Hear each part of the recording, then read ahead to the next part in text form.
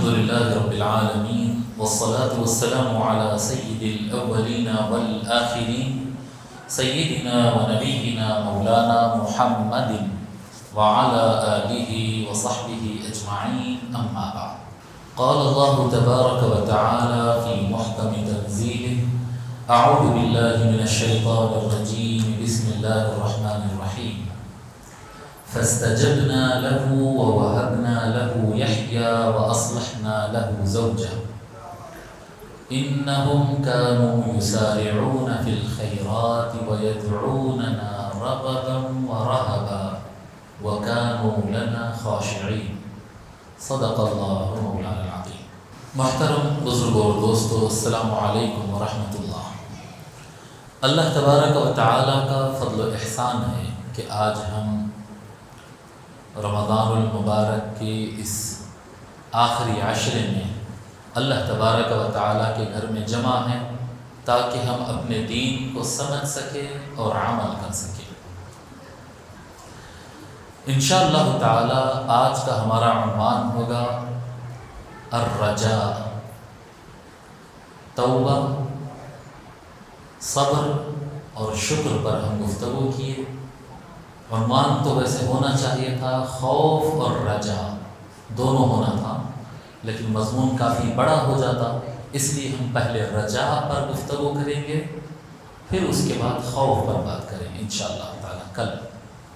رجا کا معنی ہوتا ہے امید۔ عربی زبان میں اس کو اس طرح سے لکھتے ہیں: را جیم الف حمزہ، رجا امید، رجا یرجو، رجاءً امید کرنا۔ قرآن کریم میں اللہ تبارک و تعالی رجا کو کئی مقامات پر ذکر کیا۔ اللہ تبارک و تعالی سے امید لگانا۔ اس ایک لفظ اور ہوتا ہے خشا، جی، رجا کے علاوہ ایک لفظ ہوتا ہے خشا، یعنی فیوچر میں کسی چیز کا ڈر اگر ہو تو اس کو خشا کہتے ہیں، جی، اور اگر کسی اچھی چیز کی امید کرتے ہیں تو اس کو کہتے ہیں رجا۔ یعنی اردو میں دو لفظ استعمال کرتے ہیں، اندازہ ہے، امید ہے کہتے ہیں، یا پھر اندیشہ کہتے ہیں۔ اس بات کا اندیشہ ہے، یعنی فیوچر میں ہو سکتی ہے، پاسبلٹی ہے، ڈر ہے، اس سے پسندیدہ چیز نہیں ہے، اس بات کی امید ہے۔ جب امید ہے تو پھر ایک اچھائی ہے، فیوچر میں ایک ایسی چیز ہونے کا امکان ہے جس کی ہم کو امید ہے کہ یہ اچھا ہو جائے گا۔ تو امید اور اندیشہ جو ہوتا ہے، اندیشہ خشیہ ہے، ٹھیک ہے، اور امید جو ہے وہ رجا ہے۔ اللہ تبارک و تعالی دونوں چیزوں کا ایک مقام پر ذکر فرمایا، ویسے کئی جگہوں پر ہے۔ میں سورہ انبیاء کی آیت نمبر 90 لیا، جس میں اللہ تبارک و تعالی حضرت زکریا علیہ السلام کی دعا کے قبول ہونے پر اللہ تبارک و تعالی نے جو قبول فرمایا اور عطا کیا وہ ذکر کر رہا۔ زکریا علیہ السلام تو جانتے نا کہ زکریا علیہ السلام کو اللہ تعالیٰ بہت بڑی عمر تک اولاد نہیں دیا تھا۔ مختلف مفسرین لکھے ہیں کہ 100 سال ان کی کراس کر گئے تھے، 100 ایئرس سے بھی اوپر ان کی عمر ہو گئی تھی، اور ان کی وائف بھی جو ہے 80-90 سال کے اوپر ہو چکی تھی، اور وہ کہتے ہیں قال رب انی وہن العظم منی واشتعل الرأس شیبا، اے میرے مولا اب میرے ہڈیاں کمزور ہو گئے اور میرے بال سفید ہو گئے۔ وانی خفت الموالی من ورائی وکانت امرأتی عاقرا، ایک مقام پہ فرماتے ہیں کہ مجھے اس بات میں ڈرتا ہوں کہ میرے بعد یہ مسجد اقصی کے متولی تھے، لوگ کو نماز بھی پڑھاتے تھے، لوگ کو دین کی بات بھی سمجھاتے تھے، تو فرماتے ہیں کہ مجھے ڈر ہے کہ یہاں پر جو لوگ میرے بعد ذمہ داری لیں گے تو مس یوز کریں گے اس بابرکت پلیس کو، ایک معزز مقام مسجد اقصی کو مس یوز کریں گے۔ وَكَانَتِ امْرَأَتِي عَاقِرًا، اور میری بیوی جو ہے وہ بھی ایک بانجھ عورت ہے، بانجھ کہتے ہیں جس کو اولاد نہیں ہو سکتی، پریگننسی نہیں ہو سکتی، میری بیوی بانجھ ہے اور میں بھی بہت بوڑھا ہو چکا ہوں۔ فَهَبْ لِي مِن لَّدُنكَ وَلِيًّا، اے اللہ، بیٹا تو امکان نظر نہیں آ رہا ہے، اے اللہ کوئی وارث دے دے جو میری جگہ یہ چیزوں کو پھر سنبھال لے. دعا کرتے رہتے ہو زندگی بھر دعا کرتے رہے, اولاد نہیں ہوئی. انبیاء علیہ السلام کی دعا رد نہیں ہوتی. لیکن ہم جیسے لوگ جب رہتے ہیں 2 وقت دعا کرے, 4 وقت دعا کرے, 10 وقت دعا کرے, رزلٹ سامنے نہیں آیا تو اللہ دعا کیوں نہیں قبول کر رہا کی ہوتے. اللہ کے نبی دعا کر رہے ہیں اور عمر 100 سال سے آگے نکل گئی ہے, مگر انہوں نا امید نہیں ہے. اس کے بعد بھی انہوں کہہ رہے ہیں اللہ اب تو ہڈیاں نرم ہو گئے, اب تو کچھ کر نہیں سک رہا ہوں جی, اب تو عطا کر دے, جانے کے دن قریب آ گئے. سمجھ میں آ رہی بات؟ تو صبر کرنا پڑتا ہے جی. حضرت دعا کے بعد صبر کرنا, اللہ تعالیٰ قبول کرتا دعا. حضرت ابراہیم علیہ السلام دعا کیے تھے وَرْزُقْ أَهْلَهُ مِنَ الثَّمَرَاتِ, اے اللہ میں اپنے بیوی بچوں کو ریگستان والے مقام پہ چھوڑ دیا. مکہ کی جگہ کچھ نہیں تھا نا, آبادی نہیں تھی, وہ بالکل بس ریتی ہی ریتی تھی. ایک درخت, ایک پتا نہیں تھا, چڑی نظر نہیں آتی تھی, پرندہ نظر نہیں آتا تھا. ایسے مقام پہ میں چھوڑ دیا. بہر فرماتے جو ہے آگے فرماتے ہیں وَرْزُقْ أَهْلَهُ مِنَ الثَّمَرَاتِ, اے اللہ جو بھی آبادی یہاں بسے گی اس کو خوب پھل دولت مال عزت عطا کرنا. لوگ مفسرین یہ لکھتے ہیں کہ وہ جو دعا حضرت ابراہیم علیہ السلام کیے تھے آج تک قبول ہو رہی ہے. جتنی دولت وہاں ابل رہی ہے آج بھی عربستان کے لوگ نہ زیادہ پڑھ رہے ہیں, نہ زیادہ محنت کر رہے ہیں, نہ یونٹی ہے, نہ سسٹم ہے, نہ کچھ نہ کیا. اس کے باوجود سونا اور پیٹرول اور جو ابھر رہی ہے, دنیا کی ہر بڑی کنٹری جب بزنس کے لیے تیاری کرتی ہے تو سوچتی ہے کہ میڈل ایسٹ میں سیٹ اپ ہو جائے, ادھر جتنی انکم ہوتی کہیں اور نہیں ہوتی. وَرْزُقْ أَهْلَهُ مِنَ الثَّمَرَاتِ, ہزاروں سال گزر گئے, دعا قبول ہو رہی ہے سو ہو رہی کنٹینیوسلی. سمجھ میں آ رہی بات؟ تو دعا قبول ہوتی. جب وہ دعا کرتے رہے تو پھر ایک وقت ایسا بھی آیا کہ حضرت مریم علیہ السلام کے پاس گئے جی, رشتہ دار ہوتے تھے یہ لوگ. حضرت مریم علیہ السلام کے پاس جب حاضر ہوئے تو دیکھیں وہاں پر ان کا ایک کارنر بنا کے رکھ لیے تھے, محراب کہتے ہیں نا. اب ہمارے زمانے میں کیا ہو گیا, محراب کہتے ہیں یعنی مسجد کا ہی محراب ہوتا ہے. صرف مسجد کا محراب نہیں ہوتا, ہر وہ جگہ دیوار میں ایسا کارنر راؤنڈ شیپ میں یا تکونی کونا کارنر بنا لیتے, اس کو محراب کہتے تھے. اب مساجد صرف محراب میں بننے لگے, پہلے ہر جگہ بنتے تھے, گھروں میں بھی بنتے تھے. تو بی بی مریم علیہ السلام کا محراب تھا, وہ محراب میں انہوں اکثر عبادت کرتے تھے, بہت عبادت کرتے تھے. تو اللہ تعالیٰ کی طرف سے ان پر خصوصی کرم ہوا. وہ کرم یہ ہوتا تھا کہ ان کے پاس میوہ آ جاتا تھا, آسمان سے میوہ آتا تھا, اور کبھی انگور, کبھی انار, کبھی آم, کبھی جام, پتہ نہیں کون سے میوے ہوتے تھے, وہ میوہ رہتا تھا. وہ وہیں عبادت کرتے, وہیں کھا لیتے. زکریا علیہ السلام جب ملنے کے لیے گئے تو دیکھے وہاں پر پھل رکھا ہوا ہے, جبکہ وہ پھل کا سیزن نہیں ہے. اور آج کے جیسے فلائٹس بھی نہیں تھے, نہیں سیزن نہیں ہے تو اب ٹرکی سے سیب منگا لے رہے ہیں, کشمیر سے زعفران آ جا رہا, اور جی ایسا ہوتا نا. آج کے زمانے میں یہ پاسبل ہے, ادھر سے سامان ادھر, سیزن رہو نہ رہو, ہر سیزن میں ہر میوہ مل جا رہا. وہ زمانے میں تو یہ پاسبل نہیں تھا. جب دیکھے کہ وہ سیزن نہیں ہے, موسم نہیں ہے, لیکن وہ پھل رکھے ہوئے ہے. قال یا مریم انا لکی ھذا, اے مریم یہ آپ کے پاس کہاں سے آ گیا؟ تو بی بی مریم علیہ السلام عرض کرنے لگی. سارا واقعہ غالباً 3 پارے میں پورا ڈیٹیل میں لکھا ہے. تو بی بی مریم علیہ السلام فرمائے قالت هو من عند اللہ, یہ تو اللہ کے پاس سے آ جاتا ہے. جب وہ ایک ساتھ دل لگا کے ایک مقام پر عبادت کرتے رہتے تو اللہ تعالیٰ اتنا خیال کرتا تھا بی بی مریم علیہ السلام کا کہ ان کو کھانے پکانے وغیرہ میں, تاکہ ان کا ٹائم اسپینڈ نہ ہو, ان کا دل اللہ کی عبادت میں خوش ہے, تو میرے محبوب بندی کا کہ خوشی میں ڈسٹربنس نہ ہو, جی خوشی میں ڈسٹربنس نہ ہو, تو ریڈی میڈ کھانا اللہ تعالیٰ بھیج دیتا تھا ان کے پاس, ریڈی میڈ کھانا بھیج دیتا ہے. یہ آقا صلی اللہ علیہ وسلم فرمائے کہ جو آدمی, اللہ تعالیٰ فرماتا ہے کہ اے بندے تفرغ لعبادتی, یا ابن آدم تفرغ لعبادتی, اے آدم کے بیٹے, اے انسان میری عبادت کے لیے ٹائم نکالا کر. اگر تو میرے لیے ٹائم نکالا کرے گا تو تیری ضرورتوں کو پوری کروں گا اور اطمینان بھی دوں گا، اور اگر تو میری عبادت کے لیے ٹائم نہیں نکالتا اور کام کرتے جاتا ہے تو پھر میں چھوڑ دیتا ہوں تجھ کو کہ ملأت یدک شغلا ولن اسد فقرا، جی میں تیرے ہاتھ کو، تیرے ٹائم کو کام سے بھر دوں گا اور تیری ضرورتیں بھی پوری نہیں ہوں گی۔ عبادت کے لیے اگر جو ٹائم نکالنا چاہیے اگر وہ نکالتے رہے تو ضرورت بھی پوری ہو جاتی ہے اور ٹائم ہی ٹائم رہتا ہے، سمجھ رہے، سکون رہتا، تھوڑا کام کر لیتے، کام ہو جاتا اور اپنی ضرورتیں بھی پوری ہو جاتی۔ یہ ہوتا ہے یہ۔ تو بی بی مریم علیہ السلام جب بہت زیادہ عبادت کرنے لگی تو ان کے پاس آسمان سے میوہ آنے لگا۔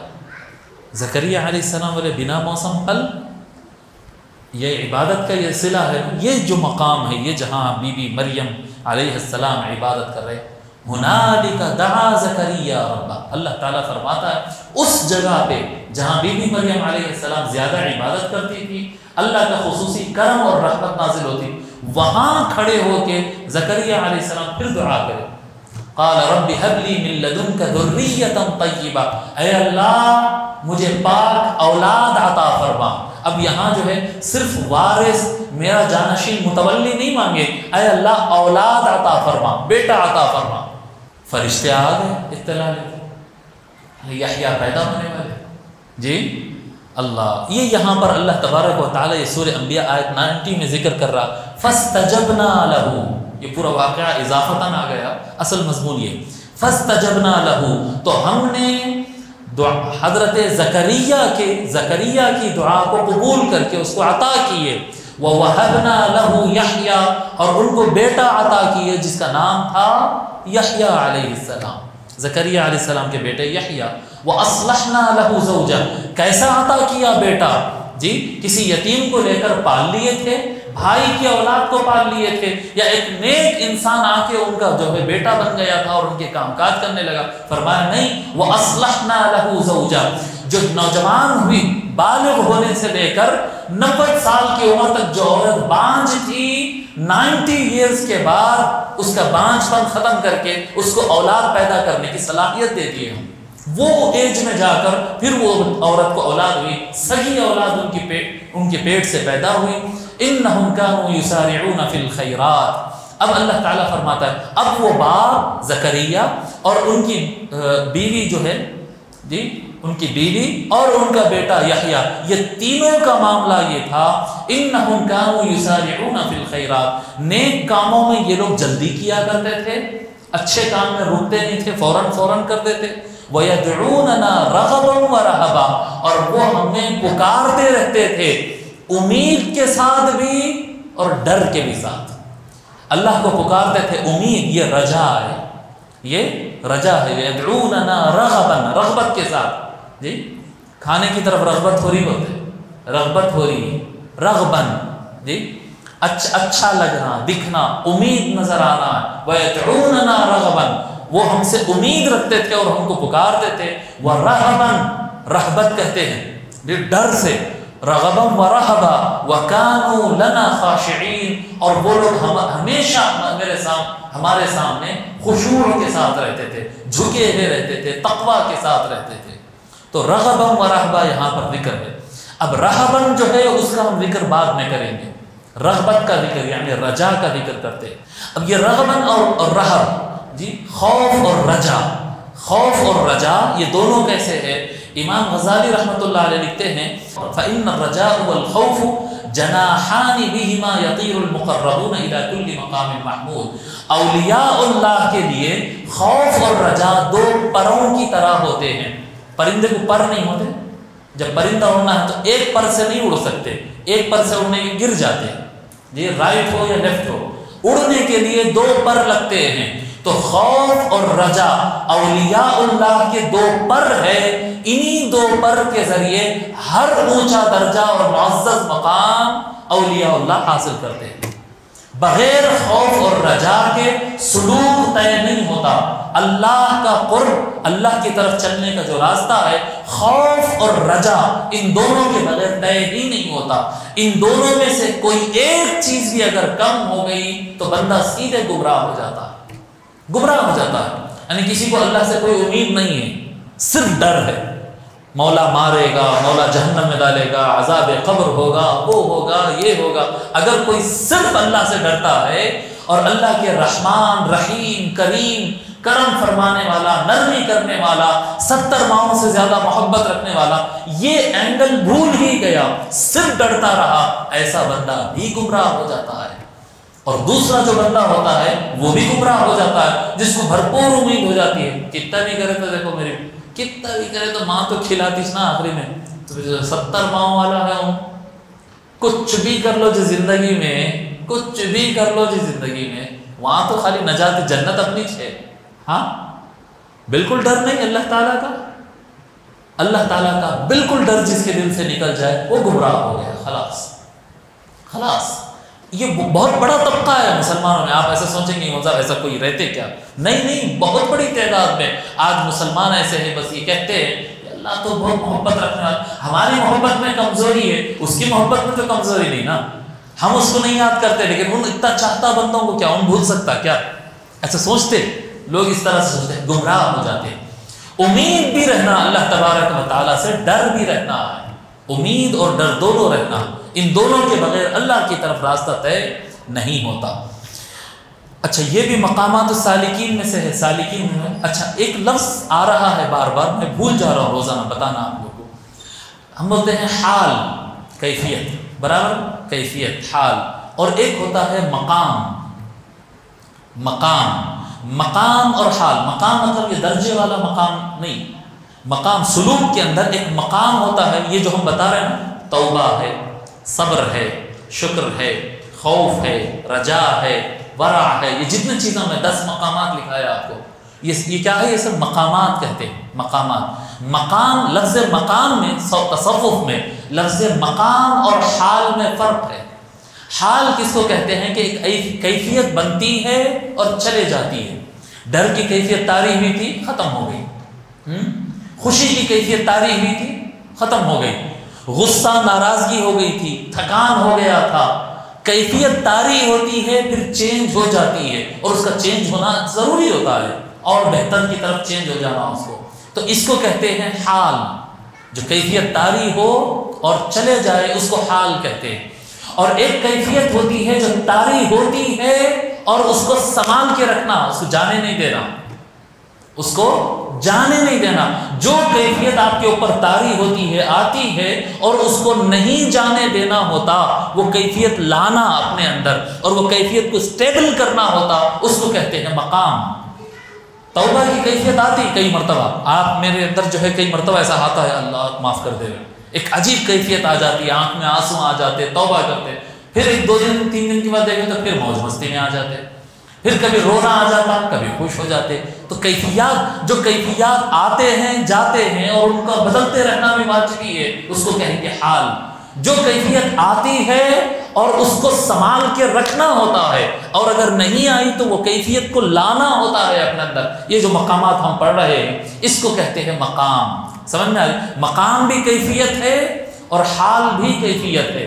جو حال آئے اور چلے جائے وہ حال ہے، جو حال آئے اور اس کو سنبھالنا ہوتا ہے، ڈیولپ کرنا ہوتا ہے، اس کو مقام کہتے ہیں، اس کو مقام۔ تو رجا بھی جو ہے سالکین کے، اللہ کے راہ میں چلنے والوں کے لیے رجا اور خوف، یہ دونوں مقامات ہیں، یہ دونوں مقامات۔ رجا میں، رجا کے ایک اپوزٹ ہوتی ہے اللہ سے امید۔ اللہ سے امید سے لوگ تھوڑا سا اور آگے بڑھ جاتے ہیں۔ اللہ سے امید ایک ہوتی ہے اور اللہ کا ڈر دل سے نکل جانا ایک الگ چیز ہوتی ہے۔ ایک اللہ سے امید ہے، اللہ تعالیٰ چاہا تو ہمارے گناہوں کے حساب سے ہم کو سزا دے سکتا ہے، اور حقیقت یہی ہے کہ ہم سزا کے لائق ہے۔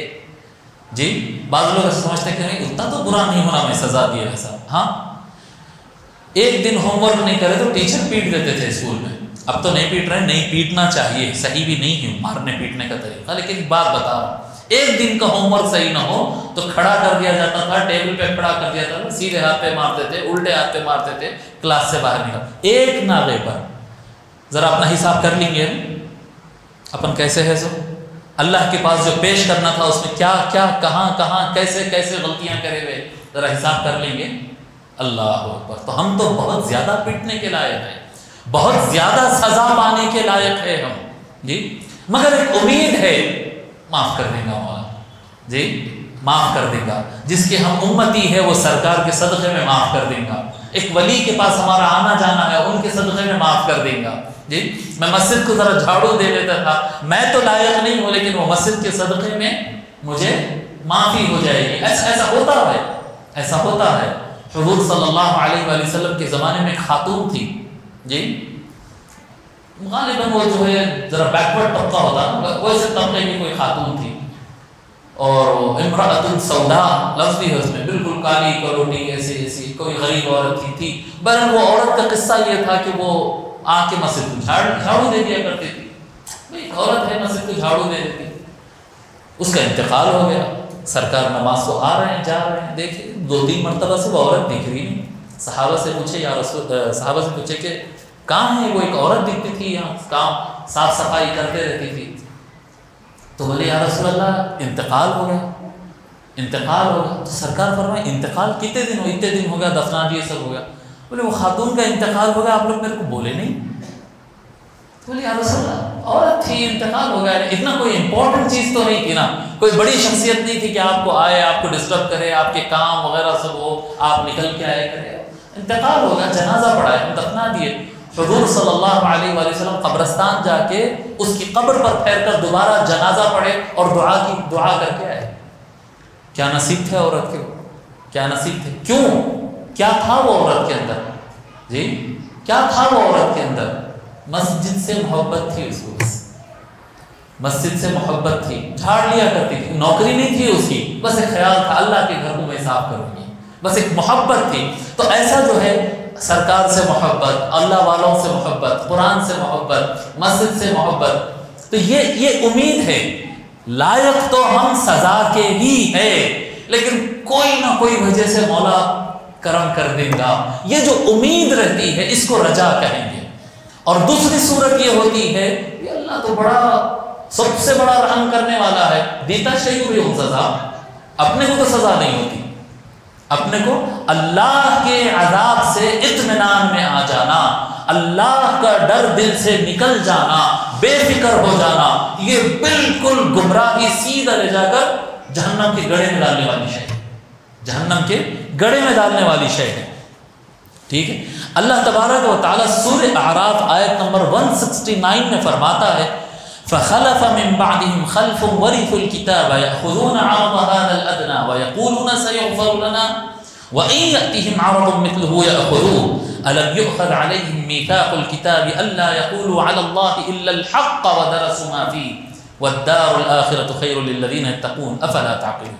اللہ تعالیٰ فرماتا ہے, طویل اوپر سے بات آ رہی ہے, ایک بات بتاتا ہے اللہ تعالیٰ, پھر ان کے بعد نااہل لوگ وارث بن گئے, کچھ طبقہ گئے, قوم گئی, ان کے بعد پھر ان کی جو اولاد آئی تو وہ نااہل لوگ تھے, اور ان کے ہاتھ میں کتاب آ گئی, تورات آ گئی, انجیل آ گئی, آج کا ہمارا سبجیکٹ سمجھنے کے لیے ان کے ہاتھ میں قرآن آ گئی.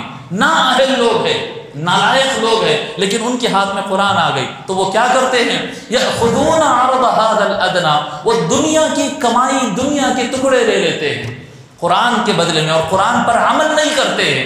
قرآن ہے ان کے پاس, قرآن کا علم ہے ان کے پاس, پڑھتے ہیں, قرآن پڑھنا آتا ہے, ترجمہ کرنا آتا ہے, تفسیر جانتے ہیں, سب جانتے ہیں, لیکن وہ قرآن ان کے لیے کیا ہے, جسٹ کمائی کا ذریعہ ہے. دنیا کے ٹکڑے کما لیتے اسے, اتنے 1000 روپے لے لیا, کپڑا لے لیا, نذرانہ لے لیا, ہدیہ بول کے لے لیا, ریزنز کچھ بھی بناتے رہتا ہے, دنیا کما لیتا ہے.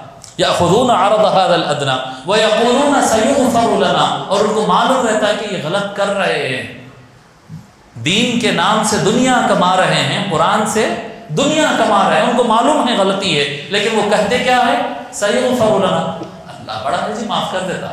یہی الفاظ ہے, سيغفر لنا. یہی غلطیاں بنو اسرائیل کرے, سابقہ اقوام یہ غلطیاں کرے جو آج ہم میں ہو رہے ہیں, سيغفر لنا, ہماری مغفرت ہو جاتی ہے, اس میں کیا بات ہے. وَإِن يَأْتِهِمْ عَرَضٌ مِثْلُهُ يَأْخُذُوهُ, اگر دوبارہ ان کے پاس پھر دنیا آئی پھر لے لیتے ہیں. پیسہ جہاں سے آ رہا آن دو بھائی, ختم قرآن کے نام سے آ رہا تو آن دو, کیا بولتے سو یاسین پڑھ رہے ہیں مزار کے پاس بیٹھ کے تو آن دو, غلے پہ تلاوت ہو رہی تو ہون دو، اور کیا کیا طریقے ہیں، بس پیسے آئے تو بس جہاں سے آتے ہم تو لوگ ناراض ہوتے ہیں یہ باتیں بولنے سے، مگر قرآن کمائی کا ذریعہ نہیں ہے۔ قرآن دنیا جو اشتروا بآیات اللہ ثمنا قلیلا، مذمت کرتے ہوئے اللہ تعالیٰ فرماتا ہے اللہ کی آیتوں کے بدلے میں یہ گھٹیا قیمتیں وصول کرتے ہو تو ثمنا قلیلا، پیسہ بڑا بھی اگر ہو اللہ تعالیٰ اس کو قلیل کا نام دے رہا ہے، چھوٹا گھٹیا، کیا چند روپیوں کے بدلے میں قرآن، اس کے لیے نازل ہوا تھا قرآن تاکہ تم قرآن کو اپنا دھندا بنا لو، اس کے لیے آیا تھا قرآن۔ وَإِن يَأْتِهِمْ عَرْضٌ مِثْلُهُ يَأْخُذُوهُ، وہ کرتے جاتے ہیں، قرآن جانتے ہیں، پڑھتے ہیں، سمجھتے، صرف مولویوں کی بات نہیں کر رہا ہوں، باقی دنیا کی بھی بات کر رہا ہوں۔ قرآن ان کے لیے، ہمارے گھر میں قرآن کیوں ہے؟ قرآن غلے کے قریب قرآن رہنا تو اس سے کیا ہوتا ہے، غلے میں برکت ہو جاتی ہے۔ گھر میں پہلے قرآن جانا تو گھر میں اچھی جو ہے برکت ہو جاتی ہے۔ جہیز کی لسٹ میں جو ہے پہلے قرآن لکھ دینا تاکہ اس کے اندر برکت ہوگی۔ قرآن آیا تھا پڑھنے کے لیے، اس پر عمل کرنے کے لیے، مگر عالم سے لے کر جاہل تک، دیندار سے لے کر دنیا تک، جس کو دیکھتے جاؤ بس قرآن سے اس کو اپنے دنیا کا فائدہ چاہیے، بس یہ چھوٹی دنیا 40 50 60 70 سال کی دنیا، بس اس دنیا کا فائدہ چاہیے اس کو، اور کہتے ہیں کہ صحیح ہے غلط ہے، غلطی ہے بھی اللہ بڑا ہے معاف کر دینے والا، یہی بولتے ہیں اللہ معاف کر، ڈر ہی نہیں ہے اللہ تعالیٰ کا، خوف نہیں ہے اللہ تعالیٰ کا، پھر اگر دوبارہ معاف کر دے گا کہیں گے، پھر وہ آ جائے موقع، پھر دنیا کما لیں گے، بار بار دنیا کمائیں گے۔ الم یؤخذ علیہم میثاق الکتاب الا یقولوا علی اللہ الا الحق، کیا ان سے یہ جو قرآن جانتے ہیں، جو تفسیر جانتے ہیں، جو اللہ کے کلام کے بھیجے ہوئے معنی کو سمجھتے ہیں، کیا ان سے یہ وعدہ نہیں لیا گیا تھا کہ بیان وہی کریں گے جو قرآن میں ہے؟ بدل دیتے ہو تم، باتوں کو چھپاتے ہو تم، جی کیا تم سے یہ وعدہ نہیں لیا گیا تھا؟ وَدَرَسُوا مَا فِيهِ، ایسا نہیں کہ وہ جاہل تھے نہیں جانتے، وَدَرَسُوا مَا فِيهِ، اس کتاب میں جو کچھ لکھا ہوا تھا وہ جانتے تھے۔ اللہ تعالیٰ فرماتا ہے وَالدَّارُ الْآخِرَةُ خَيْرٌ لِلَّذِينَ يَتَّقُونَ أَفَلَا تَعْقِلُونَ۔ اللہ تبارک و تعالیٰ یہاں پر ایک بات فرما دیا کہ جو لوگ دنیا کماتے ہیں دین کو بیچ کر اور بس امید رکھتے ہیں کہ اللہ تعالیٰ معاف کر دے گا، اللہ معاف کر دیتا، اللہ معاف کر دیتا، غلطیاں کرتے جاتے اور کہتے کہ اللہ معاف کر دیتا ہے، ایسے افراد کو اللہ تبارک و تعالیٰ لفظ دیا ہے فَخَلَفَ مِن بَعْدِهِمْ خَلْفٌ، نااہل لوگ فرمایا، نااہل، نالائق، گمراہ لوگ ہیں، جی گمراہ لوگ ہیں۔ پھر وہ حضور صلی اللہ علیہ وسلم کی حدیث آج پھر سناتا ہوں، کل جو سنایا تھا، الکیس من دار نفسہ وعمل لها لما بعد الموت، سمجھدار آدمی وہ ہے، عقل مند وہ ہے جو اپنے نفس کو کنٹرول کرے اور مرنے کے بعد کی زندگی کو یاد رکھ کے اس حساب سے کام کرے۔ والاحمق من اتبع نفسہ ہواها، بے وقوف ہے وہ انسان جو خواہشات کے مطابق کام کرتا چلا جائے، جی اور کیا کرے، وَتَمَنَّا عَلَى اللَّهِ الْأَمَانِ، اور اللہ تعالیٰ سے پوری امید رکھے، خواہشات منمانیاں پوری کرنا اور امید ساری اللہ تعالیٰ سے لگانا، یہ بے وقوفی ہے، جی اللہ تعالیٰ کے عذاب سے بے فکر ہونا یہ بڑی خطرناک بات ہے۔ حضرت یحییٰ بن معاذ رضی اللہ تعالیٰ عنہ فرماتے ہیں، بڑے بڑے اللہ والوں میں سے گزرے ہیں یہ حضرت بایزید بستامی، یہ نام سنے تھے آپ لوگ؟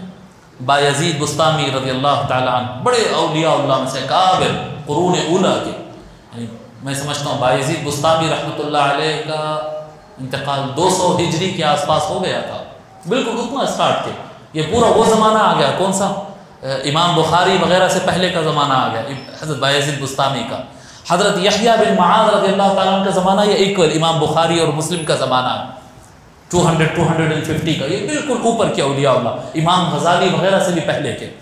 تو یہ بزرگ فرماتے ہیں یحییٰ بن معاذ رضی اللہ تعالیٰ عنہ، من اعظم الاغترار عندي التمادی في الذنوب مع رجاء العفو من غیر ندامت، جی سب سے بڑا دھوکہ میری نظر میں یہ ہے کہ بندہ گناہوں میں آگے بڑھتا چلا جاتا ہے اس امید کے ساتھ کہ میں کوئی روؤں گا نہیں، میں کوئی توبہ کروں گا نہیں، مگر اللہ تعالیٰ معاف کر دے گا، روگا نہیں، توبہ نہیں کرے گا، سجدہ نہیں کرے گا، گناہ نہیں چھوڑے گا، کچھ نہیں کرے گا، مگر امید بھرپور ہے کہ اللہ تعالیٰ تو معاف کر ہی دے گا، جی یہ جو امید ہوتی ہے یہ فرمائی یہ سب سے بڑا دھوکہ ہے انسان کی زندگی میں کہ وہ غلط کام کرتا رہے گا اور صحت اچھی ہو جائے گی، جی پھیپڑے اگر خراب ہو گئے تو سگریٹ کنٹینیو کرتے رہیں گے اور اللہ تعالیٰ سے امید ہے کہ صحیح ہو جائیں گے پھیپھڑے؟ ہو جائیں گے؟ جی نہیں ہوئیں گے نا. ٹانکی پھوٹ جانے کی وجہ سے بھر نہیں رہی ہے، پانی بھرے تو چلے جا رہا ہے، اور ٹانکی میں 2-4 سوراخ اور ڈالتے رہیں گے اور امید کریں گے اللہ تعالیٰ چاہا تو بھر جاتی نہیں. کیا پھٹی ٹانکی بھی بھر جا سکتی ہے، اللہ تعالیٰ بھرتے جاؤ بھرتے جاؤ. ہوتا کیا ہے ایسا؟ تو فرمایا یہ نہیں ہو سکتا ہے، یہ دھوکہ ہے. یہ گناہوں میں آگے بڑھتے جانا اور اللہ سے امید رکھنا کہ اللہ معاف کر دے گا معاف کر دے گا، یہ بہت بڑی بے وقوفی ہے.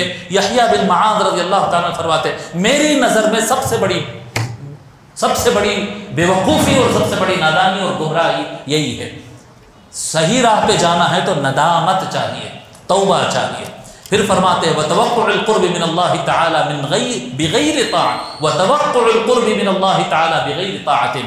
اللہ تعالیٰ کی اطاعت نہیں، نمازوں کی پابندی نہیں، روزوں کی پابندی نہیں، حلال کی کمائی کی پابندی نہیں، نگاہوں کی حفاظت کی پابندی نہیں، والدین کو خوش رکھنے کی اور ان کو راضی رکھنے کی کوشش نہیں، اللہ کی اطاعت نہیں کرنا اور یہ امید رکھنا ہے اللہ میں تیرے قریب ہو جاؤں، میں تیرے سے بڑی محبت کرتا ہوں، اے اللہ تو مجھے اپنے قریب کر لے، میرے قریب ہو جا. تو اطاعت نہیں کریں گے اور اللہ کے قریب ہونے کا اگر سوچیں گے تو یہ بڑی بے وقوفی کی بات ہے، دھوکے میں ہے انسان. اگر اللہ کے قریب ہونا ہے تو اللہ کی بات سننا پڑے گا، اللہ کی اطاعت کرنا پڑے گا. وَانْتِظَارُ زَرْعِ الْجَنَّةِ بِبَذْرِ النَّارِ. بڑی بے وقوفیوں میں سے یہ ہے کہ تم بیج جہنم کا ڈالو، زمین میں گڑا کر کے دانہ جو ڈالتے ہیں نا جھاڑ اگانے کے لیے، تم بیج جہنم کا ڈالو اور پھل جنت کا مانگو، ایسا ہو نہیں سکتا ہے. تم دیکھو اپنی زندگی میں کون سا بیج ڈال رہے ہیں، جھوٹ کا بیج، حسد کا، بغض کا، بے نمازی ہونے کا، مکاری کا، منافقت کا، حرام کمائی کا، زنا کا، بے حیائی کا، نالائقی اور نکمے پن کے بیج یہاں پر بوئیں گے اور اللہ تعالیٰ سے امید کریں گے اللہ صادقین کے ساتھ ہم کو رکھ، شہداء کے ساتھ ہم کو جنت میں مقام عطا فرما. نہیں ہونے والا ہے. یہ سارے بیج جہنم کا پھل دینے والے ہیں، تجھ کو جنت کا پھل نہیں ملے گا، شجرۃ الزقوم ملے گا، جہنم کا پھل ملے گا ان کے بدلوں میں. پھر فرماتے ہیں حضرت یحییٰ بن معاذ رضی اللہ تعالیٰ وَطَلَبُ دَارِ الْمُطِيعِينَ بِالْمَعَاصِي. اطاعت کرنے والوں کا گھر مانگنا. اطاعت کرنے والوں کا گھر کیا ہے؟ جنت. اللہ کی بات سننے والوں کا جنت کس کا گھر ہے؟ جنت اللہ کی بات سننے والوں کا گھر ہے.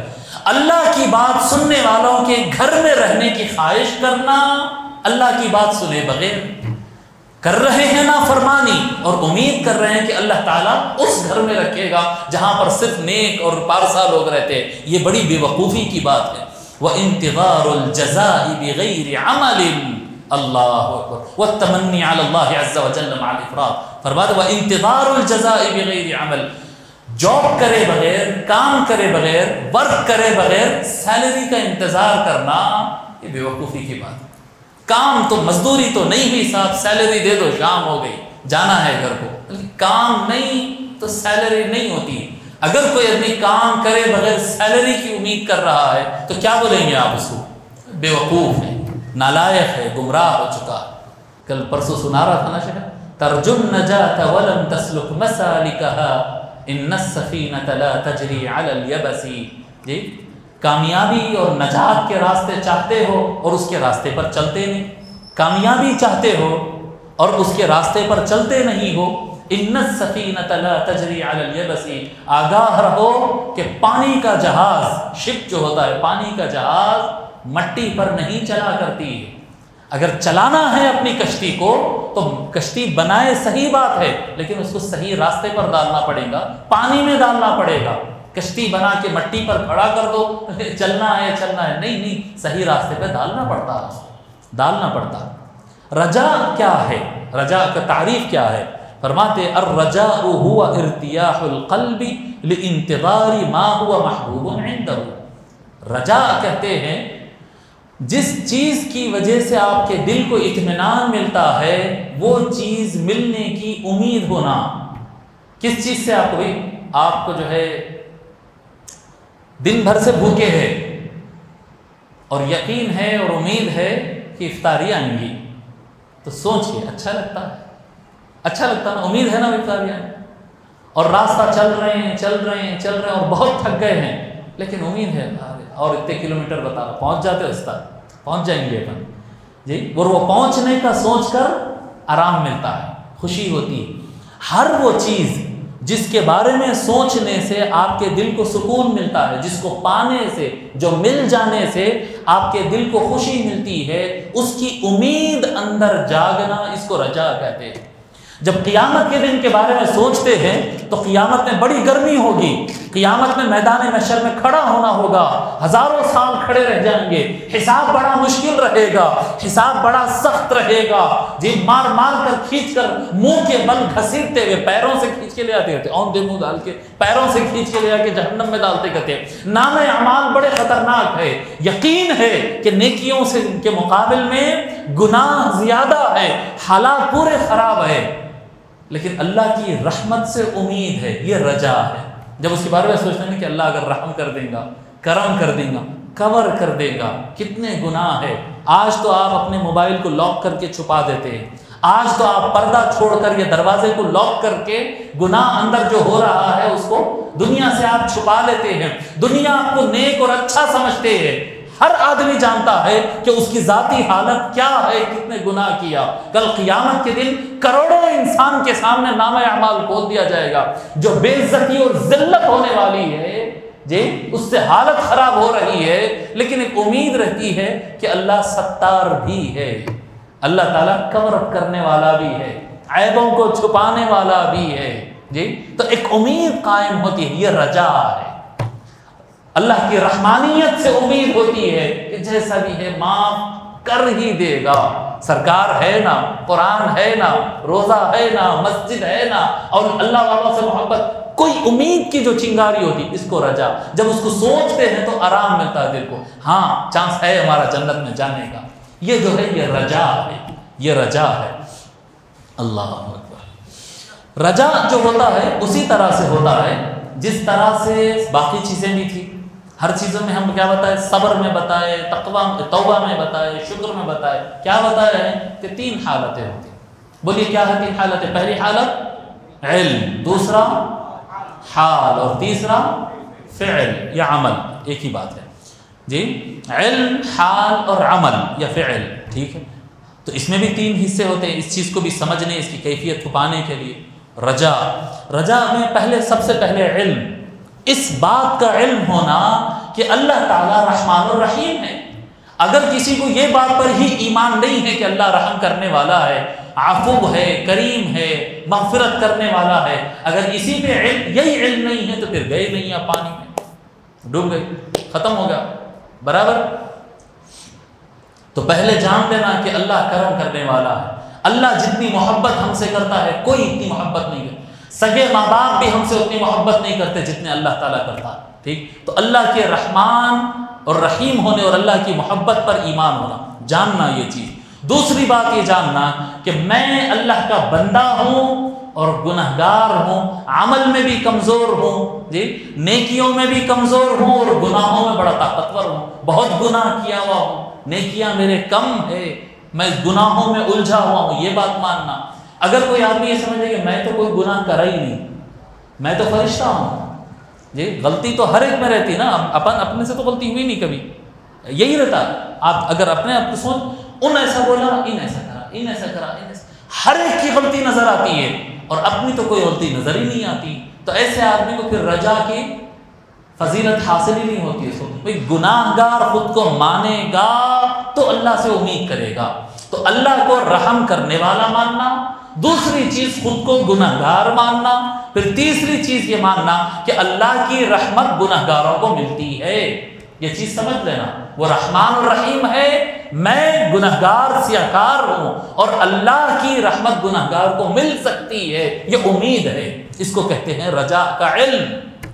پھر رجا کا حال آتا ہے، اب حال میں بھی الگ الگ سچویشنز بنتے ہیں۔ رجا کی جو کیفیت ہوتی ہے جی، کیفیت ہوتی ہے، ایک کیفیت یہ بھی ہو سکتی ہے کہ اللہ تعالیٰ سے رحمت کی بڑی امید ہے، اللہ تعالیٰ معاف کر دے گا، بڑی امید ہے، اور کیسا معاف کرتا اس کا طریقہ کیا ہے نہیں معلوم جی، ذرائع رجا یعنی اللہ کی رحمت پانے کے راستے کیا ہے وہ نہیں معلوم، کوئی اس کی طرف خیال ہی نہیں ہے، اس کا تصور یعنی توبہ کرنا، اللہ کو منانا، گناہوں سے باز آنے کی کوشش کرنا، یقین دل میں بٹھانا، یہ سارے چیزیں ہیں ہی نہیں۔ تو ایسا جو ہے یہ تمنی کہتے ہیں، وہ بتائے تھے نا کہ اپنی خواہشات پہ عمل کرتے جاؤ اور ساری تمنا اللہ کی طرف رکھ دو، اس کو بے وقوفی کہتے ہیں، اس کو رجا نہیں کہتے، رجا نہیں کہتے۔ رجا کس کو کہتے ہیں؟ رجا کہتے ہیں ان کان انتظارہ لاجل حصول اکثر اسبابہ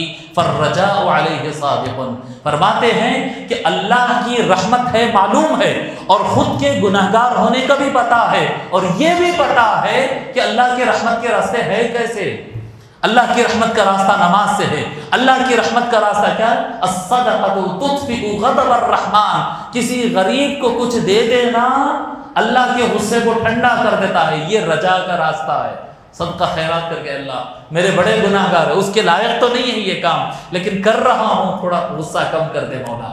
صدقہ خیرات کرنا، سجدہ کرنا، گناہوں سے توبہ کرنا، مخلوقات کی خدمت کرنا، عجز و انکساری رہنا، رونا، راستے معلوم رہنا، اللہ کو منانے کے راستے معلوم رہنا، یہ اگر اللہ کو منانے کے راستے معلوم ہو اور امید کر رہا ہو تو یہ حالت کو رجا کہتے ہیں۔ اگر اللہ کو منانے کی خواہش ضرور ہے، راستے نہیں معلوم ہے، راستے نہیں معلوم ہے، تو یہ حالت کو رجا نہیں کہتے، اس کو بولتے تمنا کر لینا۔ جیسا کہ ہماری تمنا ہے نا، ہماری کیا تمنا ہے؟ ہماری تمنا ہے کہ اے اللہ پوری دنیا میں اسلام پھیل جائے۔ کیسا ہی ہے پوری دنیا میں اسلام؟ پورے مسلمان ہو جانا، ہندوستان اور کیا بولتے ہیں رشیا اور امریکہ اور برازیل اور ارجنٹینا اور یہ آسٹریلیا اور جاپان اور کون سے ملک ہیں؟ اچھا ہے نا پورے مسلمان ہو گئے تو بولو اچھا ہے نہیں ہے؟ تمنا کریں گے اچھا ہے، بہت اچھی بات ہے۔ کیسا ہوتا ہے یہ؟ ہے سو مسلمان باقی رہتے کہ نہیں کہ ایسے حالات چل رہے ہیں، تو اس کی کیا بولتے ہیں؟ یہ بے وقوف تمنی ہے، بے وقوف تمنا ہے، بس رستہ کچھ بھی نہیں معلوم ہے، کوئی امید نہیں ہے، کچھ نہیں ہے، خواہ تمنا کر رہے ہیں۔ تمنا کر لو نا بھائی، آج بیٹھ کے تمنا کر لو کہ میں دنیا کا سب سے امیر آدمی بن جاؤں جی۔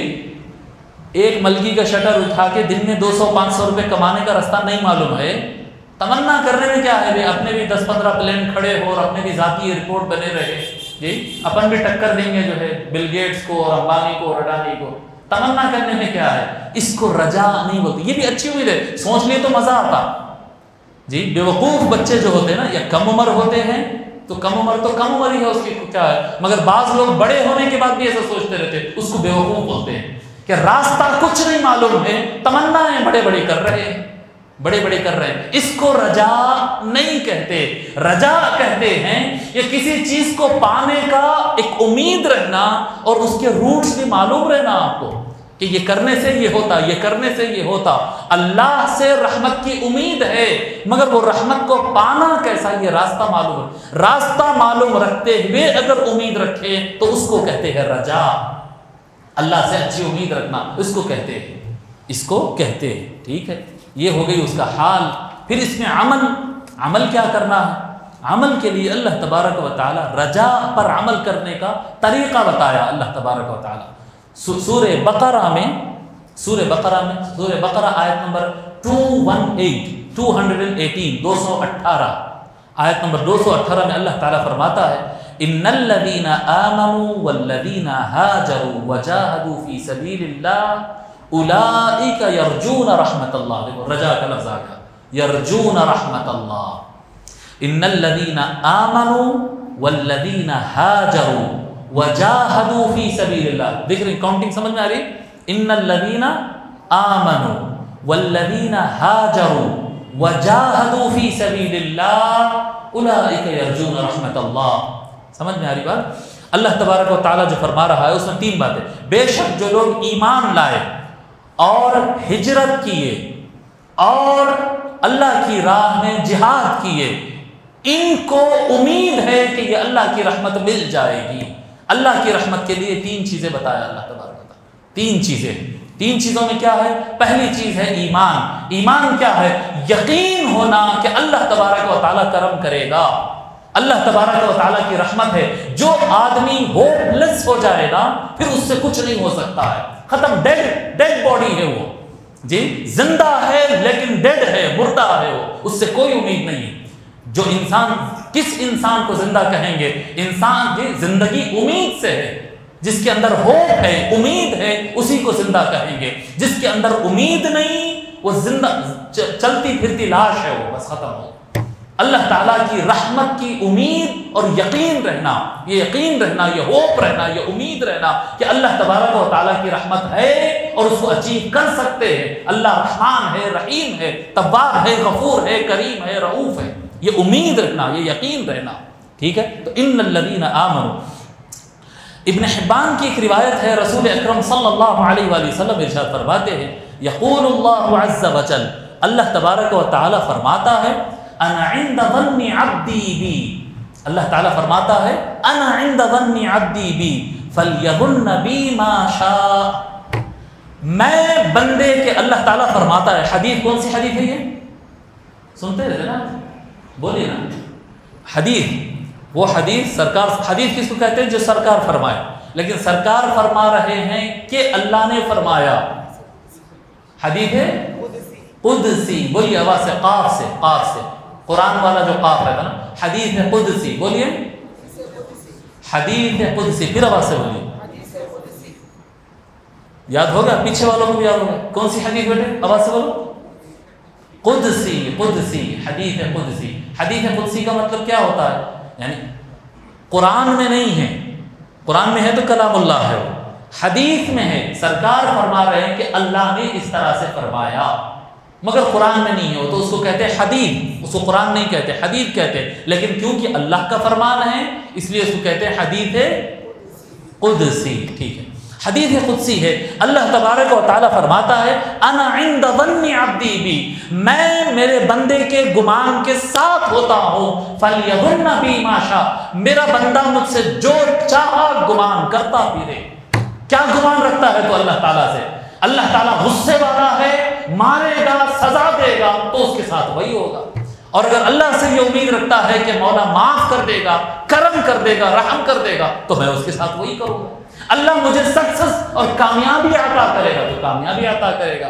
نہیں میرے اعمال ایسے ہیں، کہاں کرم کرتا اللہ تعالیٰ، یہ حالت میں کچھ اللہ تعالیٰ دیتا کیا یہ حالت میں؟ اچھا نا امید ہے تو ٹھیک ہے، تم فیل ہی کر دے گا. تو بندہ جیسا گمان کرتا ہے اللہ ویسا عطا کرتا ہے. انا عند ظن عبدی بی، میں بندے کا میرے سے متعلق جو گمان کیسا ہے میں اس کے ساتھ ویسا ہی ہوں. وہ مجھے کیا سمجھتا ہے بس میں اس کے ساتھ ویسا ہی ہوں، ویسا ہی معاملہ کرتا ہوں. حضور اکرم صلی اللہ علیہ وسلم، حدیث طویل ہے، میں پڑھتا نہیں، سیدھا اس کا مفہوم بیان کر دیتا ہوں. امام بیہقی نے شعب الایمان میں روایت کیا ہے کہ رسول اکرم صلی اللہ علیہ وآلہ وسلم نے فرمایا، ایک آدمی ہوگا جس کو اللہ تبارک و تعالیٰ جہنم میں ڈال دے گا. قیامت کے دن یہ ہونے والا ہے، بہت سارے لوگ ڈالے جائیں گے جہنم میں. اس میں سے ایک آدمی ایسا ہوگا جو جہنم میں 1000 ایئر کمپلیٹ کر لے گا. 1000 سال سے جہنم میں پڑا ہوا ہے، اور وہ 1000 سال سے جہنم میں جلتے ہوئے پکارتے رہتا، یا حنان یا منان، جی اے شفقت کرنے والے، نرمی کرنے والے. حنان سے آتا نا، حنان ماں کا جو پیار ہوتا نا اس کو حنان کہتے ہیں. حنان اے بہت زیادہ پیار کرنے والے، شفقت اور نرمی کرنے والے. یا منان، المن بولتے عطا کر دینا، عطا کر دینا. اے نرمی، اے کیا کہتے ہیں، پیار کرنے والے، شفقت کرنے والے، اے عطا کرنے والے. جہنم میں جل رہا ہوگا اور اس کی زبان پر یا حنان یا منان یہی پکارتا رہے گا. تھا جہنم میں جانے کے لائق تو ڈالے، لیکن وہاں سے یہ پکارتے 1000 سال وہ جلتا رہتا ہے اور اللہ کو پکارتا رہتا ہے. اللہ تبارک و تعالی حضرت جبرائیل علیہ السلام سے کہتا، اور فرشتوں سے نہیں، سید الملائکہ جبرائیل علیہ السلام سے کہتا ہے کہ اس کو نکال کے لاؤ. لاؤ، وہ کون ہے جو حنان یا منان پکار رہا ہے، وہ جہنم میں جلتے ہوئے، اس کو نکال کر لاؤ. تو جبرائیل علیہ السلام جا کے اس کو جہنم سے نکال کر لاتے، اللہ کے سامنے کھڑا کر دیتے.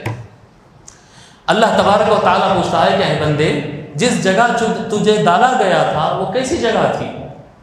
کہتا مولا بدترین جگہ تھی، سب سے خراب جگہ، اس سے خراب جگہ کوئی نہیں ہو سکتی، جہنم سے خراب کیا ہو سکتا؟ یا اللہ بہت خراب جگہ تھی. تو اللہ تبارک و تعالیٰ فرماتا ہے فرشتوں سے، اس کو لے جا کے دوبارہ ڈالو وہیں پر، پھر پکڑ کے وہیں ڈالو۔ فرشتے اس کو پکڑ کے لے جاتے رہتے، وہ چلتے ہوئے جاتے جاتے ایسا پلٹ پلٹ کے دیکھتے رہتا ہے، پلٹ پلٹ کے دیکھتے رہتا ہے۔ پھر اللہ تبارک و تعالیٰ اسے ندا دے کر بولتا ہے کہ پلٹ پلٹ کر کیا دیکھ رہا ہے؟ تو کہتا ہے کہ اے اللہ، جب تو مجھے بلوایا تھا فرشتے کے ذریعے تو اس امید کے ساتھ آیا تھا کہ تو مجھے نکال دیا، اب نہیں ڈالے گا، یہ میرے کو امید ہو گئی تھی، اس لیے پلٹ پلٹ کے، حالانکہ ہو گیا فیصلہ، پھر ڈال دو، ڈیسیشن ہو چکا ہے، اللہ نے آرڈر جاری کر دیا ہے، لیکن امید اندر سے، رجا باقی ہے۔ اللہ تبارک و تعالیٰ مسکراتا ہے، پھر فرماتا ہے لے جاؤ لے جاؤ جنت میں ڈال دو اس کو۔ جی کیا چیز اس کو جنت میں لے جائے گی واپس؟ رجا، رجا۔ جہنم میں ڈال دیا گیا، 1000 سال جلا دیا گیا، پھر کہہ دیا گیا پھر لے جا کر ڈالو، اور لے جایا جا رہا ہے، لیکن امید ہے اللہ سے، پلٹ پلٹ کر دیکھ رہا ہے۔ یہ رجا ہے، یہ رجا ہے، یہ امید ہے، یہ امید بندے کو جو ہے، جب امید رہتی ہے تو جہنم میں 1000 سال گزارنے والا بھی پلٹ کر جنتی بن سکتا ہے۔ رجا بہت بڑی چیز ہے۔ اللہ کے رسول صلی اللہ علیہ وسلم فرماتے، مسلم شریف کی روایت ہے، آقا صلی اللہ علیہ وسلم فرماتے ہیں لا يموتن احدكم الا وهو يحسن بالله تعالى وهو يحسن الظن بالله تعالى او كما قال علیہ الصلوۃ والسلام۔ کوئی بھی آدمی تم میں سے اس حال میں، جب کوئی بندہ مرے تو اسی حالت میں مرے کہ اس کا گمان اور امید اللہ کے ساتھ اچھا رہے، اللہ کے ساتھ اچھی امید کے ساتھ ہی مرنا۔ کیا ہوتا کہ کتنا مارتا کہ یہ نہیں، اللہ معاف کرنے والا، اللہ معاف کرنے والا۔ ایک صاحب ہے، ان کا نام نہیں لیتا، میں نام نہیں لیتا، شاید کہیں نہ کہیں سے لنک لے کے پہنچ جائیں گے۔ بارکس کے ایک صاحب تھے، ہمارے پڑوس تھے، زمانے دار، پہلے کی بات، انتقال ہو کے بھی زمانہ ہو گیا، میں سمجھتا ہوں 12-15 سال تو ہو گیا انتقال ہو کے۔ صاحب تھے صاحب حبیب صاحب بولتے تھے ان کو، حبیب صاحب تھے ان کو، حبیب صاحب تھے، لیکن کاما حبیب صاحب والے نہیں تھے۔ حبیب صاحب بولے تو سید کو بولتے ہیں نا، یمن، تو حبیب صاحب سید صاحب تھے، مگر کاما حبیب صاحب والے نہیں تھے۔ بھائی صاحب پیتے تھے، کھاتے تھے، وغیرہ وغیرہ وغیرہ، سارے معاملات ان کے ہوتے رہتے۔ اخلاق کے اچھے تھے، وہ نہیں تھا، مگر اب پیتے تھے بولے تو اور کیا کیا نہیں ہوتا تھا، اب آگے کا سب سمجھ لو ان کی جو لائف تھی۔ تو ایک مرتبہ ایسا ہوا، بڈھے ہو گئے تھے، کافی بڈھے، بڑی عمر کے ہو گئے تھے۔ ایک مرتبہ میرے والد صاحب یابا ہم لوگ یابا بولتے ہیں نا، میرے ابا یابا جو ہے کار میں، ان کی ماروتی 800 میں جاتے تھے، تو وہ بارکس کے سامنے، بارکس اسٹاپ کے سامنے ایک دم ایسا آواز دی، روڈ پر ٹھہرے ہوئے تھے، حبیب صاحب بول کے والد صاحب کو روکے، یابا رکے، تو وہ جلدی آ کے کھڑکی کے پاس، یابا کیا سمجھ رہے ہیں، پینے کھانے والا آدمی بھی کچھ کیا پوچھتا کہ کیا ہے کہ، تو بولے 1 منٹ حبیب صاحب، گلاس اتارے، کیا مسئلہ ہے؟ پوچھے اللہ تعالیٰ نقطہ نواز ہے نہیں، نقطہ مطلب چھوٹا سا ڈاٹ، چھوٹی سی بات، اللہ تعالیٰ نقطہ نواز ہے نہیں؟ ارے صاحب یہ آدمی اور یہ سوال جمرا نہیں، ذرا الگ عجیب سوال ہے، اور چہرے پہ مسکراہٹ ہے، چہرہ کھلا ہوا ہے، اللہ تعالیٰ نقطہ نواز ہے نہیں حبیب صاحب؟ تو والد صاحب بولے ہاں اللہ تعالیٰ نقطہ نواز ہے، بعض وقت چھوٹی چیز پہ بھی اللہ بڑا بدلہ دے دیتا ہے، بڑا انعام کر دیتا ہے، نقطہ نواز ہے اللہ تعالیٰ۔ وہی کار کے پاس، حالت نشے میں نہیں تھا اس وقت بھی، دن کا ٹائم تھا، کوئی نشے میں نہیں، وہی مقام پہ وہ دروازے کے سامنے سے دونوں ہاتھ اٹھا کر گول پھر کے پلٹ کے ٹھہر کے بولے حبیب صاحب آپ کیا بولے؟ اللہ نقطہ نواز ہے؟ بولے ہاں اللہ نقطہ نواز ہے۔ پھر خوشی ہنستے ہوئے بھاگتے ہوئے چلا گیا آدمی۔ والد صاحب چلے گئے آگے، گھر آ کے بولے بیٹے آج وہ تھے نہیں، وہ اپنے صاحب، عجیب چہرے پر رونق تھی، اور اللہ نقطہ نواز ہے، یہ سوال کر رہا تھا، اللہ نقطہ نواز ہے، بس اس کے اوپر جو ہے وہ خوشی منا رہے تھے۔ کیا بات ہے کہ بیٹے، دوسری دن صبح میں ان کے بچے آ کے گھر پہ ٹھٹکا مار کے بولے والد صاحب کا انتقال ہو گیا، والد صاحب کا انتقال ہو گیا۔ ہمارے پڑوسی تھے ہمارے والد صاحب، ہم لوگ جلدی نکل کے گئے۔ میں بتا رہا ہوں کہ جب انتقال ہوا ان کے چہرے پر چادر وغیرہ ڈال کے رکھے، چہرے پر سے چادر ہٹا کے دیکھے تو چمک تھی چہرے پر، ایک نور تھا چہرے پر۔ سمجھ میں نہیں آ رہا تھا کہ یہ 2-4 دن کے اندر یہ شخص کے اندر ایسا کیسا انقلاب آ گیا کہ جس کو ہم کچھ اور سمجھتے تھے وہ یہ حالت میں جو نورانی چہرہ جو کیفیت لے کر جا رہا ہے، یہ کیا تھا کہ اللہ نکتہ نواز ہے. یہ جو امید تھی اللہ تبارک و تعالیٰ سے کہ اللہ کرم کرے گا، اللہ کرم کرے گا، یہ رجا کی کیفیت وقت واحد میں اس کو جو ہے ایک اندھیرے سے گڑے کے نکال کر ایک صادقین اور اولیاء اور صالحین کی طرف اس کو اس طرف موڑ دیا، وہ زمرے میں پھیر دیا اللہ تعالیٰ. رونق ہی بدل نہیں، بتا رہے نا چہرہ یہ آپ بول ہی نہیں سکتے. آپ بولنا کوئی اللہ والے کا چہرہ ہے کیا؟ کیا چیز تھی یہ تھی رجا، امید، اللہ نکتہ نواز. ناچا صاحب بھی سڑک کے اوپر ناچا ہے یہ جملے پر. لوگ شراب پی کے ناچتے، شادیوں میں ناچتے. کبھی اللہ کی خوشی میں کوئی ناچتا؟ جی اللہ نکتہ نواز ہے، اللہ نکتہ نواز ہے. اللہ اکبر. یہ حدیث شریف سے وہ ایک دم زمانہ ہو گیا تھا، بھول بھی گیا تھا، میرے ذہن میں بھی نہیں تھا قصہ وہ. لیکن یہ حدیث شریف جب پڑھا نا کہ تم میں سے کوئی آدمی اس وقت تک نہ مرے، مرنے سے پہلے اس حالت میں مرے کہ اللہ سے اچھی امید رکھ کر مرے. اگر اچھی امید رکھ کے مرو تو پھر اللہ وہ معاملہ کر دیتا ہے. اللہ اکبر. تو پہلی بات بتائیں، ان الذین آمنوا، بے شک جو لوگ ایمان لائے. کس کو ملتی ہے رجا؟ ان الذین آمنوا، ایک یقین رہنا کہ اللہ تبارک و تعالیٰ کرم کرے گا، بھرپور امید رہنا. پھر دوسرا فرماتے ہیں ان الذین آمنوا والذین ہاجروا، ہجرت. ہجرت کیسے کرنا صاحب؟ مکے سے نکل کے مدینہ جانا کیا؟ نہیں. حضور اکرم صلی اللہ علیہ وآلہ وسلم فرمائے ہیں لا ہجرت بعد الفتح. صلح حدیبیہ کے بعد اب کوئی ہجرت نہیں. صلح حدیبیہ ہوگا 6 ہجری کو، صلح حدیبیہ 6 ہجری کو ہوگا. اس کے بعد مکے سے مدینہ مائگریٹ کرنے والوں کو مہاجرین بولتے ہیں. یہ تو معلوم ہے نا سب کو، ان کو کہتے ہیں مہاجرین. وہ صحابہ کرام مہاجرین ہیں. اور جو کیا کہتے ہیں مکہ سے یا دوسرے علاقوں سے جو مسلمان مائگریٹ ہو کر آتے، جو مسلمان مدینے میں ان کا استقبال کرتے، ان کو سپورٹ کرتے، ان کی مدد کرتے، ان کو کیا کہتے ہیں؟ انصار. تو مہاجرین اور انصار یہ صحابہ ہیں. حضور صلی اللہ علیہ وآلہ وسلم اس کے اوپر پھر لاک کر دیے، فرمایا لا ہجرت بعد الفتح. بعد میں بہت سارے لوگ جو ہے اسلام قبول کرتے گئے. صلح حدیبیہ کے بعد، فتح مکہ کے بعد، فتح حنین کے بعد، فتح تبوک کے بعد، ایک بڑی بڑی جنگوں کے بعد جو ہے لوگ، خیبر کی فتح ہونے کے بعد لوگ آ کر خود کو مہاجر کہنے لگے. مہاجرین کی بہت بڑا درجہ ہوتا، ہم مہاجر ہیں، ہم مہاجر ہیں. حضور صلی اللہ علیہ وسلم فرمایا لا ہجرت بعد الفتح. فتح کے بعد یعنی صلح حدیبیہ کے بعد کوئی ہجرت نہیں، کوئی مہاجر نہیں. تو پھر بعد کے مہاجر اللہ تعالیٰ فرما رہا ہے والذین ہاجروا. رجا والے وہ ہیں جو ہجرت کرے. تو کون سی ہجرت مراد ہے؟ یہ رسول اکرم صلی اللہ علیہ وآلہ وسلم کا ارشاد مبارک ہے. آپ فرماتے المہاجر من حجر الخطایا والذنوب. مہاجر اس کو کہتے ہیں جو گناہ کو، غلطیوں کو اور گناہ کو چھوڑ کر ہجرت کر دے. بس وہی مہاجر ہے. وہی مہاجر ہے جو گناہ سے ہجرت کرے.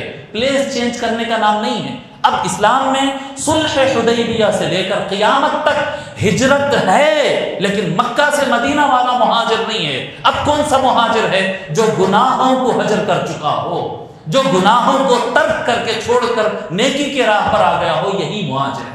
تو اللہ تبارک و تعالیٰ فرمایا 2 باتیں. ایک تو فرمایا کہ ایمان والا ہو اور دوسرا ہجرت والا ہو، گناہ چھوڑ دینا. آقا صلی اللہ علیہ وآلہ وسلم فرماتے، ترمذی شریف کی حدیث ہے، رسول اکرم صلی اللہ علیہ وآلہ وسلم فرماتے لو اذنب العبد حتى تبلغ ذنوبه عنان السماء غفرتها له ما استغفرني ورجاني. جی اللہ تبارک و تعالیٰ، حضور صلی اللہ علیہ وسلم فرماتے ہیں کہ اگر کوئی، اللہ تعالیٰ کہتا ہے کہ اگر کوئی بندہ گناہ کرے اور اتنے گناہ کرے، اتنے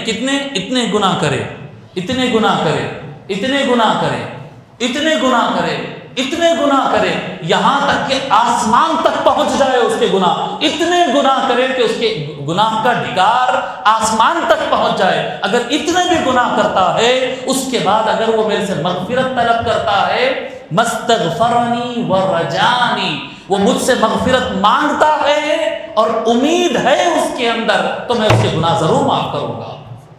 گناہ کس لیول پر جاتے ہیں چلے جائے، لیکن اگر اس کو میرے غفار اور رحیم اور تواب ہونے پر، گناہوں کو معاف کرنے والے ہونے پر اگر اس کو امید ہے، تو اس کی امید کے مطابق میں اس کے گناہ معاف کروں گا، بھلے اس کے گناہ آسمان تک کیوں نہ پہنچ جائے. اتنے گناہ بھی اگر کر رجانی، مغفرت کا تعلق جو ہے رجا سے ہے، مغفرت اللہ تعالیٰ سے مغفرت مانگتے وقت امید ضرور رہنا. تو یہ ہو گیا ایمان ماننا، یقین رکھنا، اللہ سے اچھا گمان رکھنا، اور دوسرا گناہوں کو ترک کر دینا. مغفرت کب طلب کرتے جی؟ اگر کوئی شراب پینے والا شراب پیتے رہے اور کہے اللہ معاف کر دے اور شراب پیا، تو اس کو استغفار نہیں بولتے، اس کو کیا بولتے؟ استہزاء باللہ. یہ حدیث شریف ہم توبہ کے اس وقت سنا چکے ہیں. اللہ کے ساتھ مسخرہ پن کرنا بہت بڑا گناہ ہے. کیا آپ بول رہے ہیں اللہ میرے سے زنا ہو گیا، میں معافی چاہتا ہوں اور زنا تو میں کروں گا آئندہ، مگر اب تک جتنے کرا معاف کر دے. چوریاں ہو گئے مولا، جو جتنے چوریاں ہو گئے معاف کر دے، آگے نہیں کروں گا، اس کا کوئی وہ نہیں ہے. آگے تو چوریاں کرنا ہی پڑیں گا کھانے کے لیے، چوریاں تو ہوتے رہیں گے، لیکن جتنے اب تک ہو گئے 15-20 وہ معاف کر دے، آگے کے پھر اس کی معافی الگ سے مانگ لیتا ہوں. یہ توبہ نہیں ہے، یہ استغفار نہیں ہے، یہ اللہ کے ساتھ مذاق ہے. یہ اللہ کے ساتھ مذاق ہے اور یہ بہت بڑا گناہ ہے. جب کبھی بندہ استغفار کرے، توبہ کرے، تو یہ عہد کرے کہ میں دوبارہ نہیں کروں گا. ہو گئی غلطی ایک الگ بات ہے، لیکن نیت کیا رہنا کہ میں دوبارہ نہیں کروں گا. یہ ہے اصل استغفار. تیسری چیز کیا ہو گئی؟ ایک تھا ایمان، ایک ہے ہجرت، اور تیسرا ہے جہاد. جی جہاد بولتے کیا کریں گے؟ تلوار لے کے نکل جائیں گے؟ نہیں. الجہاد فی سبیل اللہ یہ نہیں ہے. جہاد کا ایک ٹائم ہوتا ہے، اسلامی ملک ہوتا ہے، مسلمان حکومت ہوتی ہے، دشمنان اسلام حملہ آور ہوتا ہے، تو ڈیفینسو وار جو ہوتا ہے اس کو جہاد کہتے ہیں. وہ ایک الگ صورت ہے. یہاں پر وہ بات نہیں ہو رہی. وجاہدوا فی سبیل اللہ، یہاں پر کیا بات ہو رہی ہے؟ رسول اکرم صلی اللہ علیہ وآلہ وسلم ارشاد فرماتے ہیں المجاہد من جاہد نفسہ فی طاعت اللہ. مجاہد کون ہے؟ جہاد کرنے والا کون ہے؟ جو اپنی نفس امارہ سے مجاہدہ کرے اللہ کی اطاعت میں. اللہ کی اطاعت کرنا ہے، نماز پڑھنا ہے، روزہ رکھنا ہے، والدین کا خیال کرنا ہے، حلال کمانا ہے، ٹائم پہ سونا ہے، ٹائم پہ اٹھنا ہے، کام کرنا ہے، صاف ستھرے رہنا ہے. اس میں شیطان ہڈلز ڈالتا ہے، رکاوٹیں ڈالتا ہے، اللہ کی عبادتوں میں رکاوٹ ڈالتا ہے، بندوں کے حقوق ادا کرنے میں رکاوٹ ڈالتا ہے. نفس وزن ہوتا ہے، کبھی نفس کے اندر جانوروں کی صفت آ جاتی ہے، کبھی غصہ آ جاتا ہے لڑنے کے. اللہ کی اطاعت کے لیے اپنے نفس کو کچلنا، نفس کو کنٹرول کرنا، گھسنا، صاف کر دینا، اس کو جھکانا، اس کو توڑنا، نفس امارہ کو توڑنا. جو بندہ اپنے نفس کا مجاہدہ کرے، سرکار فرماتے یہی ہے اصل مجاہد. جنگ سے واپس آ رہے تھے، جنگ لڑ کر جیت کر آ رہے تھے. حضور اکرم صلی اللہ علیہ وآلہ وسلم ارشاد فرمائے، راستے میں آ رہے تھے، لوگ کہہ رہے تھے کہ ہم جہاد جیت گئے. صحابہ کرام خوش ہو رہے تھے، اور خوش ہونا چاہیے، خوش ہو رہے تھے کہ ہم جہاد جیت گئے، جہاد پہ گئے، اللہ ہم کو اجر دے گا. جب واپس آ رہے تھے تو حضور صلی اللہ علیہ وسلم فرمائے رجعنا من الجہاد الاصغر الى الجہاد الاکبر.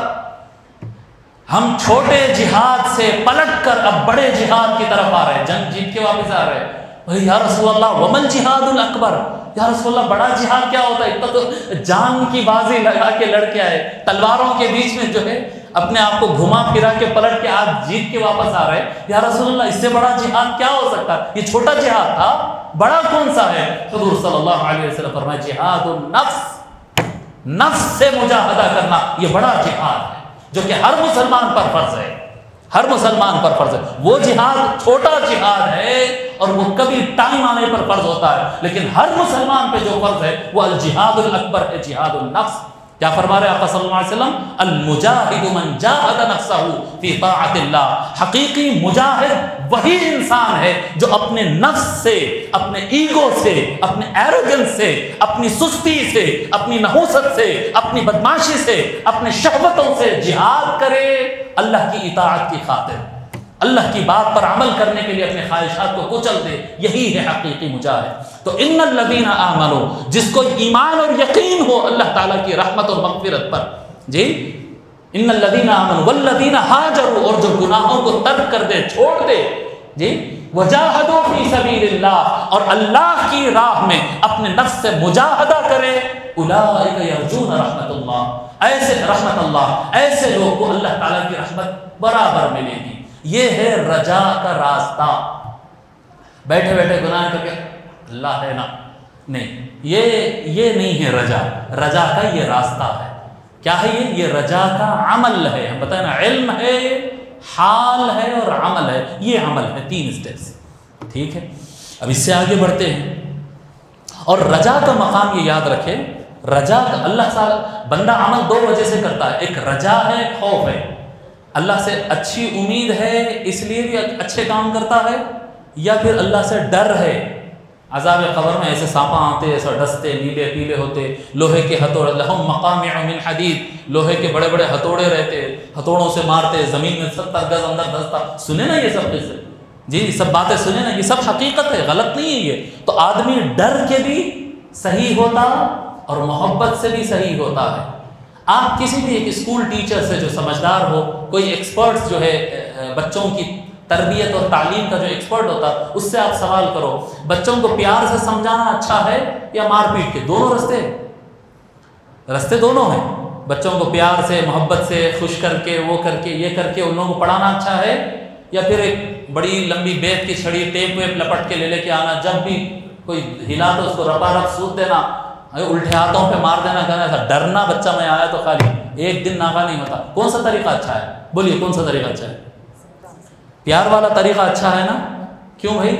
اس میں بھی ایجوکیشن ہے، اس میں بھی ایجوکیشن ہے، اس میں بھی سبق یاد ہو رہا ہے، اس میں بھی سبق یاد ہو رہا ہے. وہ آسان ہے، مار دینا پیٹ دینا، اس میں ہیڈیک ہو جاتا. اس سے محبت سے سمجھاتے دیکھو مسکرا رہے ہیں بھائی بیٹھ کے، کئی بھی سمجھاتے ہوتے. مشکل راستہ ہے تو کئی کرنا ایسا، مارنا 2 ٹکڑے کر دینا، سب سیدھے ہو جاتے ہیں.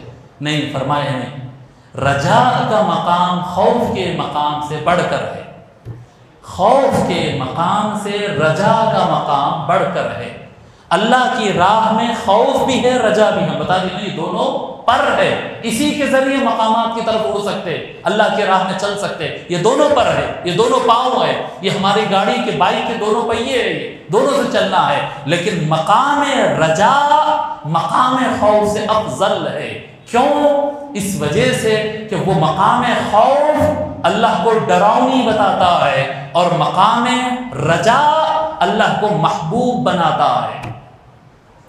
جی ہمارے پاس ہوتا نا ایسا، حیدرآباد میں بھی ہوتا، انڈیا بھر میں ہوتا. یہ کیا ہو؟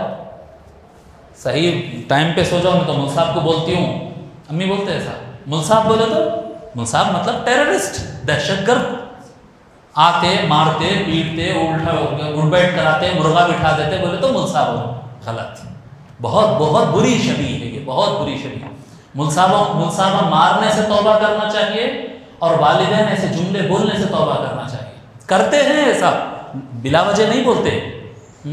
ہمارے ساتھیاں گواہ ہیں. ہم رائچور کو گئے تھے ایک مرتبہ، رائچور گئے تھے، کوئی مدرسے کو گئے تھے، میں نام نہیں بتاتا. ایک مدرسے کو گئے تھے ہم لوگ رائچور میں. جو لوگ گئے تھے ان کو ہنسی آ رہی ہے، ہنس رہے ہیں وہ لوگ یاد کر لے کے. رائچور گئے، مدرسے میں شریک ہونا نہیں ہونا دیکھنے کے لیے گئے جب مدرسہ، تو وہاں پر ایک نظارہ دیکھنے میں آیا. درخت کا اتنا بڑا مودلا رہتا نا، جھاڑ کا، لکڑی کا بڑا مودلا رہتا نا، اتنا بڑا مودلا ہے، اس میں زنجیر لگی ہوئی ہے، اور وہ زنجیر سے ایک بچے کے پیر میں بنا ہوا ہے. 10 11 سال 12 سال کا بچہ ہے، زنجیر ڈالے ہوئے ہے، بڑا مودلا بنے ہوئے. میں تو شوق، بچوں کو چھڑی سے مارے تو میرا دم ادارا ہو جاتا.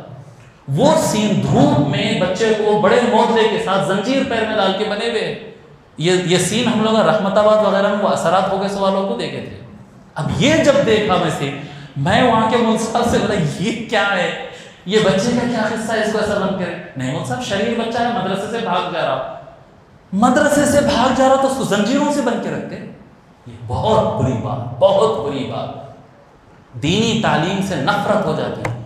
شیخ حبیب علی الجفری سید ہے، بہت بڑے پیر ہے، اللہ والے ہیں. سید حبیب علی الجفری یمن کے بہت بڑے بزرگ ہیں. انہوں بولے میں اپنے بچوں کو حفظ نہیں کرا سکا، اور میرے بچے حافظ بننے میں جو رکاوٹ تھے وہ مصحف تھے. جب بچوں کو وہ سبق یاد نہیں کرنے پر جب بچوں کو مارے تو پھر میں اس کے بعد حفظ سے بچوں کو نکال لیا اور مول صاحب سے معذرت چاہ لیا. بہت بڑے عالم ہے. کیوں؟ تو وہ بولے مول صاحب حفظ کرانے کے لیے مارنا ضروری ہے بچے کو. تو وہ بولے کہ اگر مار کھا کے اگر بچہ قرآن پڑھ رہا ہے تو پھر قرآن سے محبت تو نہیں کرے گا. جی قرآن سے محبت تو نہیں کریں گا، یعنی چاہ کے قرآن پڑھ رہا ہے کہ میرے کو قرآن سمجھ لینا ہے، میرے کو قرآن پڑھے تو اتنا ثواب ملتا، میرے کو قرآن پڑھے تو چاکلیٹ ملتا، میرے کو قرآن پڑھے، یعنی اچیو کرنے پر جو محبت، چاہت، شوق اس کو اندر آنا چاہیے، جو جنون آنا چاہیے وہ نہیں آ رہا اس کے اندر، بلکہ یہ ہے نہیں یاد کرے تو مارتے پیٹتے مرغا بٹاتے، کھانا نہیں ملتا مدرسے سے ہکال دیتے، بے عزت کر دیتے، فیل کر دیتے، دہشت سے پڑھ رہا ہے۔ فرمایا اس سے قرآن سے اس کی محبت نہیں جڑتی۔ میں قرآن سمجھا دیتا ہوں بچوں کو، بھائی حافظ مار پیٹ کے حافظ بنانے کی ضرورت نہیں ہے، نکال دیا، اور اس کی وجہ وہ بتائے اس کا قصور اللہ کے پاس میں برابر رکھوں گا اللہ کے سامنے کہ اس کی وجہ منصفہ ہیں۔ یہ تو کیا بتا رہا ہوں، یہ بتانا کیا چاہ رہا ہوں کہ محبت کا اور رجا کا جو راستہ ہے وہ کٹھن ہے، خوف کا راستہ اس کے مقابل میں آسان ہے، لیکن وہ کٹھن راستے کا مقام زیادہ ہے، کیونکہ رجا کے راستے میں مشکل ضرور ہوتی لیکن اس میں بندے اللہ سے پیار کرنے اور امید کرنے لگتے ہیں، اللہ سے ڈرنے نہیں لگتے۔ اللہ تبارک و تعالی جبار ہے، قہار ہے، منتقم ہے، ذو الجلال ہے، لیکن اللہ تبارک و تعالی کہیں بھی نہیں فرمایا کہ یہ وسع جلالی کل شیء، ہے قرآن میں اس طرح سے وسع جبری کل شیء، وسع انتقامی کل شیء، کہ ہر چیز سے بڑھ کر میرا انتقام ہے، ہر چیز سے بڑھ کر میرا ڈر ہے، نہیں فرمایا، فرمایا وسعت رحمتی کل شیء، میری رحمت ہر شے سے زیادہ وسیع ہے۔ وہ بھی اللہ کی صفت ہے، یہ بھی اللہ کی صفت ہے، لیکن صفت رحمت کو اللہ تعالیٰ فرمایا کہ میری رحمت سب سے بڑھ کر ہے، میری رحمت سب سے بڑھ کر ہے، سارے صفات پر صفت رحمت غالب ہے، رجا کا مقام خوف کے مقام سے بڑھ کر ہے۔ اچھا اس کا اپوزٹ کیا ہوتا ہے؟ رجا کا اپوزٹ کیا ہے؟ رجا کا اپوزٹ ہے یأس، مایوسی، مایوسی، اللہ کی رحمت سے مایوس ہو جانا۔ سورہ زمر آیت نمبر 53 میں اللہ تعالیٰ فرماتا ہے قل یا عبادی الذین اسرفوا علی انفسهم لا تقنطوا من رحمت اللہ ان اللہ یغفر الذنوب جمیعا انہ هو الغفور الرحیم۔ سورہ زمر آیت نمبر 53 اللہ تعالیٰ فرماتا ہے اے محبوب، اے نبی، کہہ دو، یا اللہ کیا کہوں، کہہ دو یا عبادی، اے میرے بندو۔ جب ہم کہتے ہیں نحن عباد محمد یا عبد المصطفیٰ تو لوگ کو اعتراض ہوتا ہے رسول اللہ کے عبد کیسا ہوتے ہیں؟ عبد تو صرف اللہ کے ہوتے ہیں، عبد اللہ، جی اللہ کے بندے ہوتے ہیں، یہ مصطفیٰ کا بندہ یا مصطفیٰ کا غلام، یہ نام لگنا، یہ ہمارے جو سعودیہ کے مفتیاں ہیں نا لکھتے ناجائز ہے، شرک ہے، ایسا جو ہے نام رکھنا، عبد المصطفیٰ، عبد الحسین، عبد علی، اس طرح سے نام رکھنا غلط ہے، ناجائز ہے، اس طرح سے باتیں کرتے ہیں، مگر اللہ تعالیٰ خود فرما رہا ہے، کیا کہہ رہا ہے؟ اے نبی کہہ دو، کیا کہو؟ یا عبادی، اے میرے عبد، اے میرے بندو، جی اے میرے بندو۔ اللہ یہ نہیں کہہ رہا ہے کہ میرے بندو، نہیں، اے محبوب آپ کہو میرے بندو، یعنی غلام مطلب ہے وہاں پر، عبادت کرنے والا عبد مراد نہیں ہے، غلام مراد ہے۔ تو غلام مصطفیٰ، عبد مصطفیٰ، یہ کہنا بالکل درست ہے قرآن سے۔ قل یا عبادی، کہہ دو کہ اے میرے غلاموں، الذین اسرفوا علی انفسہم، اے میرے وہ غلاموں جو اپنی جان پر ظلم کر بیٹھے، بہت سارے گناہ کر بیٹھے، لا تقنطوا من رحمت اللہ، اللہ کی رحمت سے مایوس نہ ہو، اللہ کی رحمت سے مایوس نہ ہو، امید ہمیشہ رہنا چاہیے۔ ایمان والے کے اندر اللہ سے امید، رجا لازم رہنا چاہیے، کیا کہتے ہیں، یأس نہیں ہونا چاہیے، مایوس نہیں ہونا، اللہ کی رحمت سے مایوس نہیں ہونا۔ قل یا عبادی الذین اسرفوا علی انفسہم لا تقنطوا من رحمت اللہ۔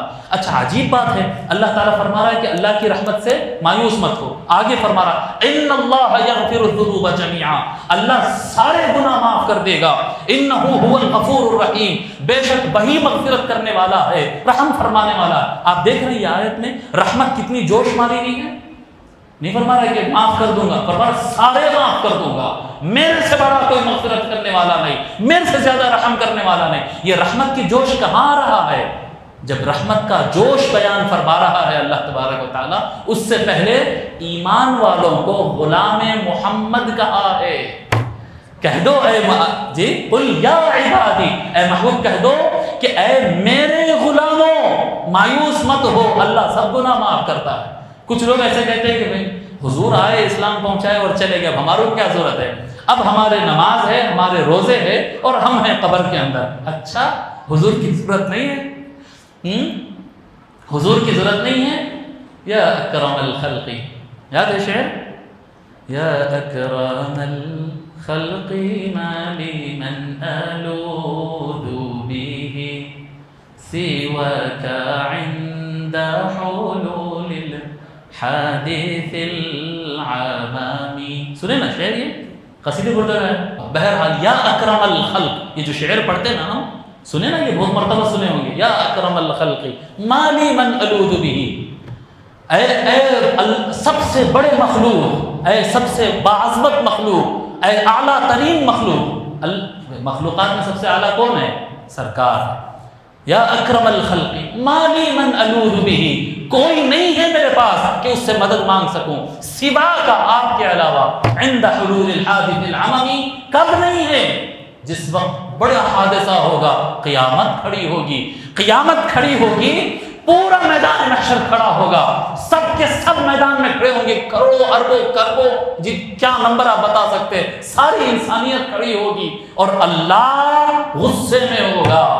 اب کس سے مدد مانگتے؟ اللہ تو غصے میں ہے.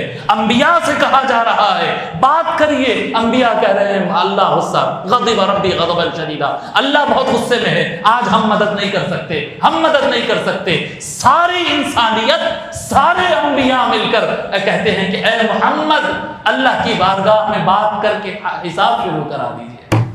مالی من الوذ به، کون ہے سہارا اس دن؟ کون ہے جس کے دروازے پہ آپ جا سکتے ہیں؟ سارے مخلوقات، ساری امتیں، مسلمان غیر مسلم، سنی بھابی شیعہ، اس امت والے، پچھلے امت والے، اگلی امتیں، سارے کے سارے مل کر پوری کی پوری امت کے سامنے ایک ہی ذات ہوگی، ذات محمد الرسول اللہ. مالی من الوذ به، نہیں ہے میرے پاس کوئی کہ میں اس سے مدد مانگوں سوا کا، آپ کے علاوہ یا رسول اللہ. یہ فرما رہا اللہ تبارک و تعالی.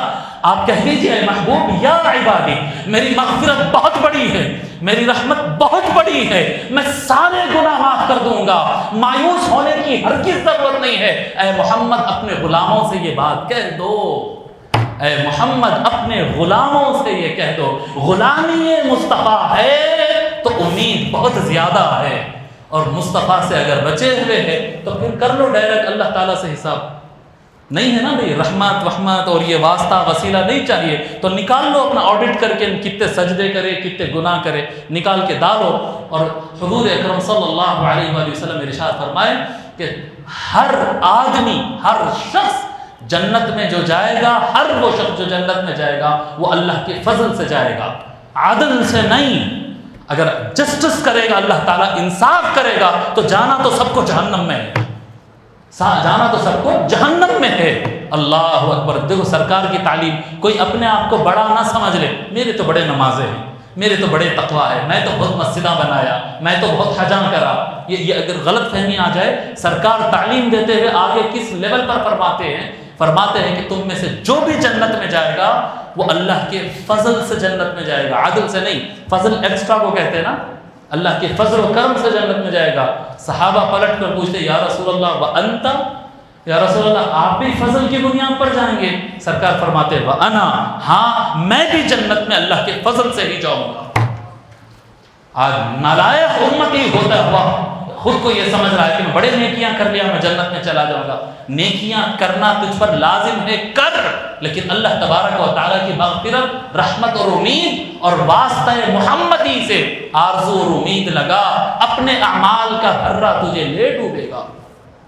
اللہ تبارک و تعالیٰ فرماتا ہے وَذَلِكُمْ ظَنُّكُمُ الَّذِي ظَنَنْتُمْ بِرَبِّكُمْ أَرْدَاكُمْ فَأَصْبَحْتُمْ مِنَ الْخَاسِرِينَ. جو لوگ اللہ کی رحمت سے مایوس ہوتے ہیں، فرماتا ہے اللہ تبارک و تعالیٰ، تم کو برباد تمہارے گناہوں نے نہیں کیا.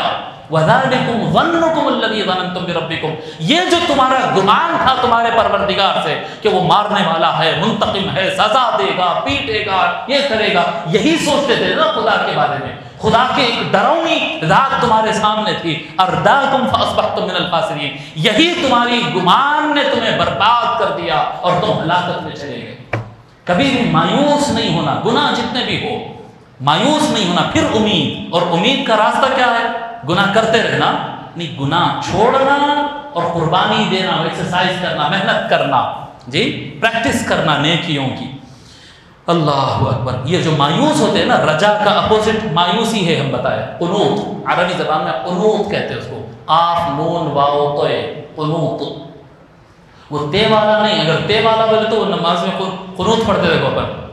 قاف نون واو تے دو نقطے والا اگر لگا دیے تو وہ نماز ویتر میں پڑھتے ہیں نا، اللہ اکبر اللہم انا نستعینک و نستغفر، وہ قنوط تے سے ہے. یہ کون سا قنوط ہے؟ قاف نون واو توئے، توئے توئے ہوتا نا، توئے، وہ توئے. ٹھیک ہے. اللہ تبارک و تعالیٰ فرماتا ہے، حضرت یعقوب علیہ السلام نے فرمایا، جی حضرت یعقوب علیہ السلام نے فرمایا اپنے بیٹوں سے. ہوا کیا تھا؟ یوسف علیہ السلام کو لے گئے تھے، کنویں میں ڈال دیے تھے، برابر ہو گیا تھا. پھر وہ جو ہے وہاں چلے گئے، یہاں چلے گئے، وہ سب قصہ ہوا نا. حضرت یعقوب علیہ السلام پھر اپنے بیٹوں کو امید دلاتے، بولتے روتے روتے آنسو سے ان کے نابینا ہو جاتے، کیا کہتے ہیں، آنکھ چلے جاتے ان کے. اس کے باوجود بھی کہتے ہیں کہ میرے بچے جاؤ، نا امید مت ہو، اور جاؤ اور تلاش کرو، اور یوسف اور اس کے بھائی کو تلاش کرو. حضرت یوسف علیہ السلام کے بھائی بھی وہاں پر رک گئے تھے نا. تو فرماتے یا بنی اذهبوا فتحسسوا من یوسف واخیہ ولا تیأسوا من روح اللہ. اے میرے بچوں، جاؤ اور تلاش کرو، یوسف اور اس کے بھائی کو تلاش کرو. ولا تیأسوا من روح اللہ، اللہ کے کرم اور رحمت سے مایوس نہیں ہونا. کیوں مایوس نہیں ہونا اللہ کی رحمت سے؟ حالات تو ایسے تھے صاحب کہ ختم ہو گیا تھا، فنش. نہ یوسف ملنے والے ہیں، نہ یوسف کا بھائی اب باہر آ سکتا ہے. ایک جیل میں ہے، ایک کو بھیڑیے نے کھا لیا. یہی تھا نا سب کو معلوم. ایک کو بھیڑیے نے کھا لیا، اس کو کنویں میں ڈال دیے تھے، سوکھے کنویں میں ڈال دیے تھے. ایک بچہ مر گیا ہے، دوسرا بچہ مصر کے جیل میں بند ہو چکا ہے، اب نہیں مل سکتا. فرماتے فتحسسوا من یوسف واخیہ ولا تیأسوا من روح اللہ. جاؤ تلاش کرو، اللہ سے نا امید مت ہو، اللہ کی کیا کہتے ہیں رحمت سے. انہ لا ییأس من روح اللہ الا القوم الکافرون. بے شک اللہ کی رحمت سے مایوس صرف کافر لوگ ہوتے ہیں. بہت سارے لوگ بولتے ہیں مایوسی کفر ہے. مایوسی بولے تو بندوں سے مایوس ہونا کفر نہیں ہے جی، فلاں چیز سے مایوسی کفر نہیں. مایوسی کفر کس سے ہے؟ اللہ کی رحمت سے مایوس ہونا کفر ہے. ولا تیأسوا من روح اللہ انہ لا ییأس من روح اللہ الا القوم الکافرون. اللہ کی رحمت سے مایوس صرف کافر ہوتے ہیں. جب کافر ہوتے ہیں نا، قیامت کے دن جب کھڑے ہوتے ہیں تو ان کے پیشانی پہ لکھا ہوا رہتا ہے آئس من رحمت اللہ. بعض بزرگوں نے بتایا کہ وہ کیا کہتے ہیں، غالباً دجال کے پیشانی پہ بھی ہوگا آئس من رحمت اللہ. اللہ کی رحمت سے یہ مایوس ہے، اللہ کی رحمت سے مایوس رہتا ہے، تو یہ کافر ہونے کی علامت ہے. اللہ حفاظت فرمائے. یہ سورہ یوسف آیت نمبر 87 پڑھا تو سمجھ میں آ گیا، رجا سمجھ میں آ گیا. امید ہے، اللہ تعالیٰ سے امید باندھ کے رکھنا، اور امید کا راستہ ہے کہ اللہ پہ یقین ہو، گناہوں کو چھوڑنا اور اچھائی کی طرف چلنا. ہو جاتے پھر گناہ، پھر چھوڑنا، پھر ہو جاتے پھر چھوڑنا، اور نا امید نہیں ہونا. امید برقرار رہنا یہ نہایت ضروری ہے، یہ نہایت ضروری ہے. آخری بات جیسا کہ ہم ہمیشہ کرتے ہیں، مولا علی علیہ السلام امید اور مایوسی سے متعلق فرماتے ہیں قال علی علیہ السلام لرجل اخرجہ الخوف الى القنوط لکثرت ذنوبہ. مولا علی علیہ السلام کے سامنے ایک شخص تھا جو بہت زیادہ گناہوں کی وجہ سے مایوس ہو گیا تھا. میرے کو تو جہنم میں جانا ہے، اپنے کاموں کے حساب سے تو اپنے کو جہنم میں جانا ہے. اب کنٹینیو کر لو گناہ، اب کیا ہے، جنت میں جانے کا تو کوئی چانس ہی نہیں ہے اپنا. یہ آپ بولیں گے کہ ایسا نہیں ہوتا، میں 20 لوگوں کو سن چکا ہوں اپنے منہ سے بولتے ہوئے اب اپن تو جہنم میں جا رہے ہیں نا صاحب، اپنے کام تو خراب ہے، اپن تو جہنم میں جا رہے ہیں. کیا بھائی ہلکا سمجھ لیا کیا؟ جہنم کو ہلکا سمجھ لیا؟ پولیس کے 2 ڈنڈے کھایا تو نہیں جانا ہے بلکہ محنت کرتا، جہنم کو ہلکا سمجھ لیا؟ بہت خطرناک چیز ہے، بہت خطرناک. کبھی ایسا نہیں سوچنا، مگر لوگ ہو جاتے. ایک شخص تھا جو اتنے گناہ کر چکا تھا اور نا امید ہو گیا تھا، اللہ تعالیٰ کی رحمت سے نا امید ہو گیا تھا بہت گناہوں کی وجہ سے. تو مولا علی علیہ السلام فرمائے یا ھذا یأسک من رحمت اللہ اعظم من ذنوبک. اے فلاں شخص ادھر آ، تو جتنے گناہ کرا ہے نا وہ سارے گناہوں سے بڑھ کر گناہ تیرا مایوس ہونا ہے. اللہ کی رحمت سے مایوس ہونا یہ باقی پورے گناہوں سے بڑا گناہ ہے. امید رکھ، یہ کیا ہے؟ مایوس ہونا. کتنے گناہ ہوئے ہوں گے، نہیں کرنا چاہیے گناہ، لیکن اگر ہو گئے، تھوڑے نہیں بہت زیادہ، جتنے بھی گناہ ہوئے ہیں، اگر گناہوں کی وجہ سے اللہ سے مایوس ہو گیا تو وہ پورے گناہوں سے بڑا گناہ مایوس ہونا ہوتا ہے. تو ہمیشہ کیا کرنا ہے؟ قانت نہیں ہونا ہے، راجی رہنا ہے، ہمیشہ رجا رکھنا، اللہ تبارک و تعالیٰ کی رحمت سے، اللہ تعالیٰ کے کرم سے ہمیشہ امید رکھنا، اور اللہ تعالیٰ کے ساتھ ہمیشہ اچھا گمان رہنا، اور اللہ تعالیٰ سے محبت کرنا، اور اس راہ میں چلنے کی توفیق، اس راہ میں چلنے کی جدوجہد کرتے رہنا. اللہ تبارک و تعالیٰ سے دعا ہے کہ مولا رب کریم ہمارے حال پہ کرم فرما، مولا رب کریم ہم پر رحم فرما، مولا رب کریم ہم کو مقام رجا عطا فرما، مقام شکر عطا فرما، مقام صبر عطا فرما. مولا رب ہم کو مقام توبہ عطا فرما، توبہ کرنے کی توفیق عطا فرما، ایمان میں یقین عطا فرما، گناہوں کو چھوڑنے کی ہمت عطا فرما، چھوڑ دینے کی توفیق عطا فرما، تیری راہ میں محنت کرنے کی توفیق عطا فرما، تجھ کو خوش کرنے کے لیے کام کرنے کی توفیق عطا فرما. وصلی اللہ تعالی وسلم علی خیر خلقہ سیدنا محمد وعلی آلہ وصحبہ اجمعین والحمد للہ. Please subscribe and turn on the bell icon to be notified for every update on this channel.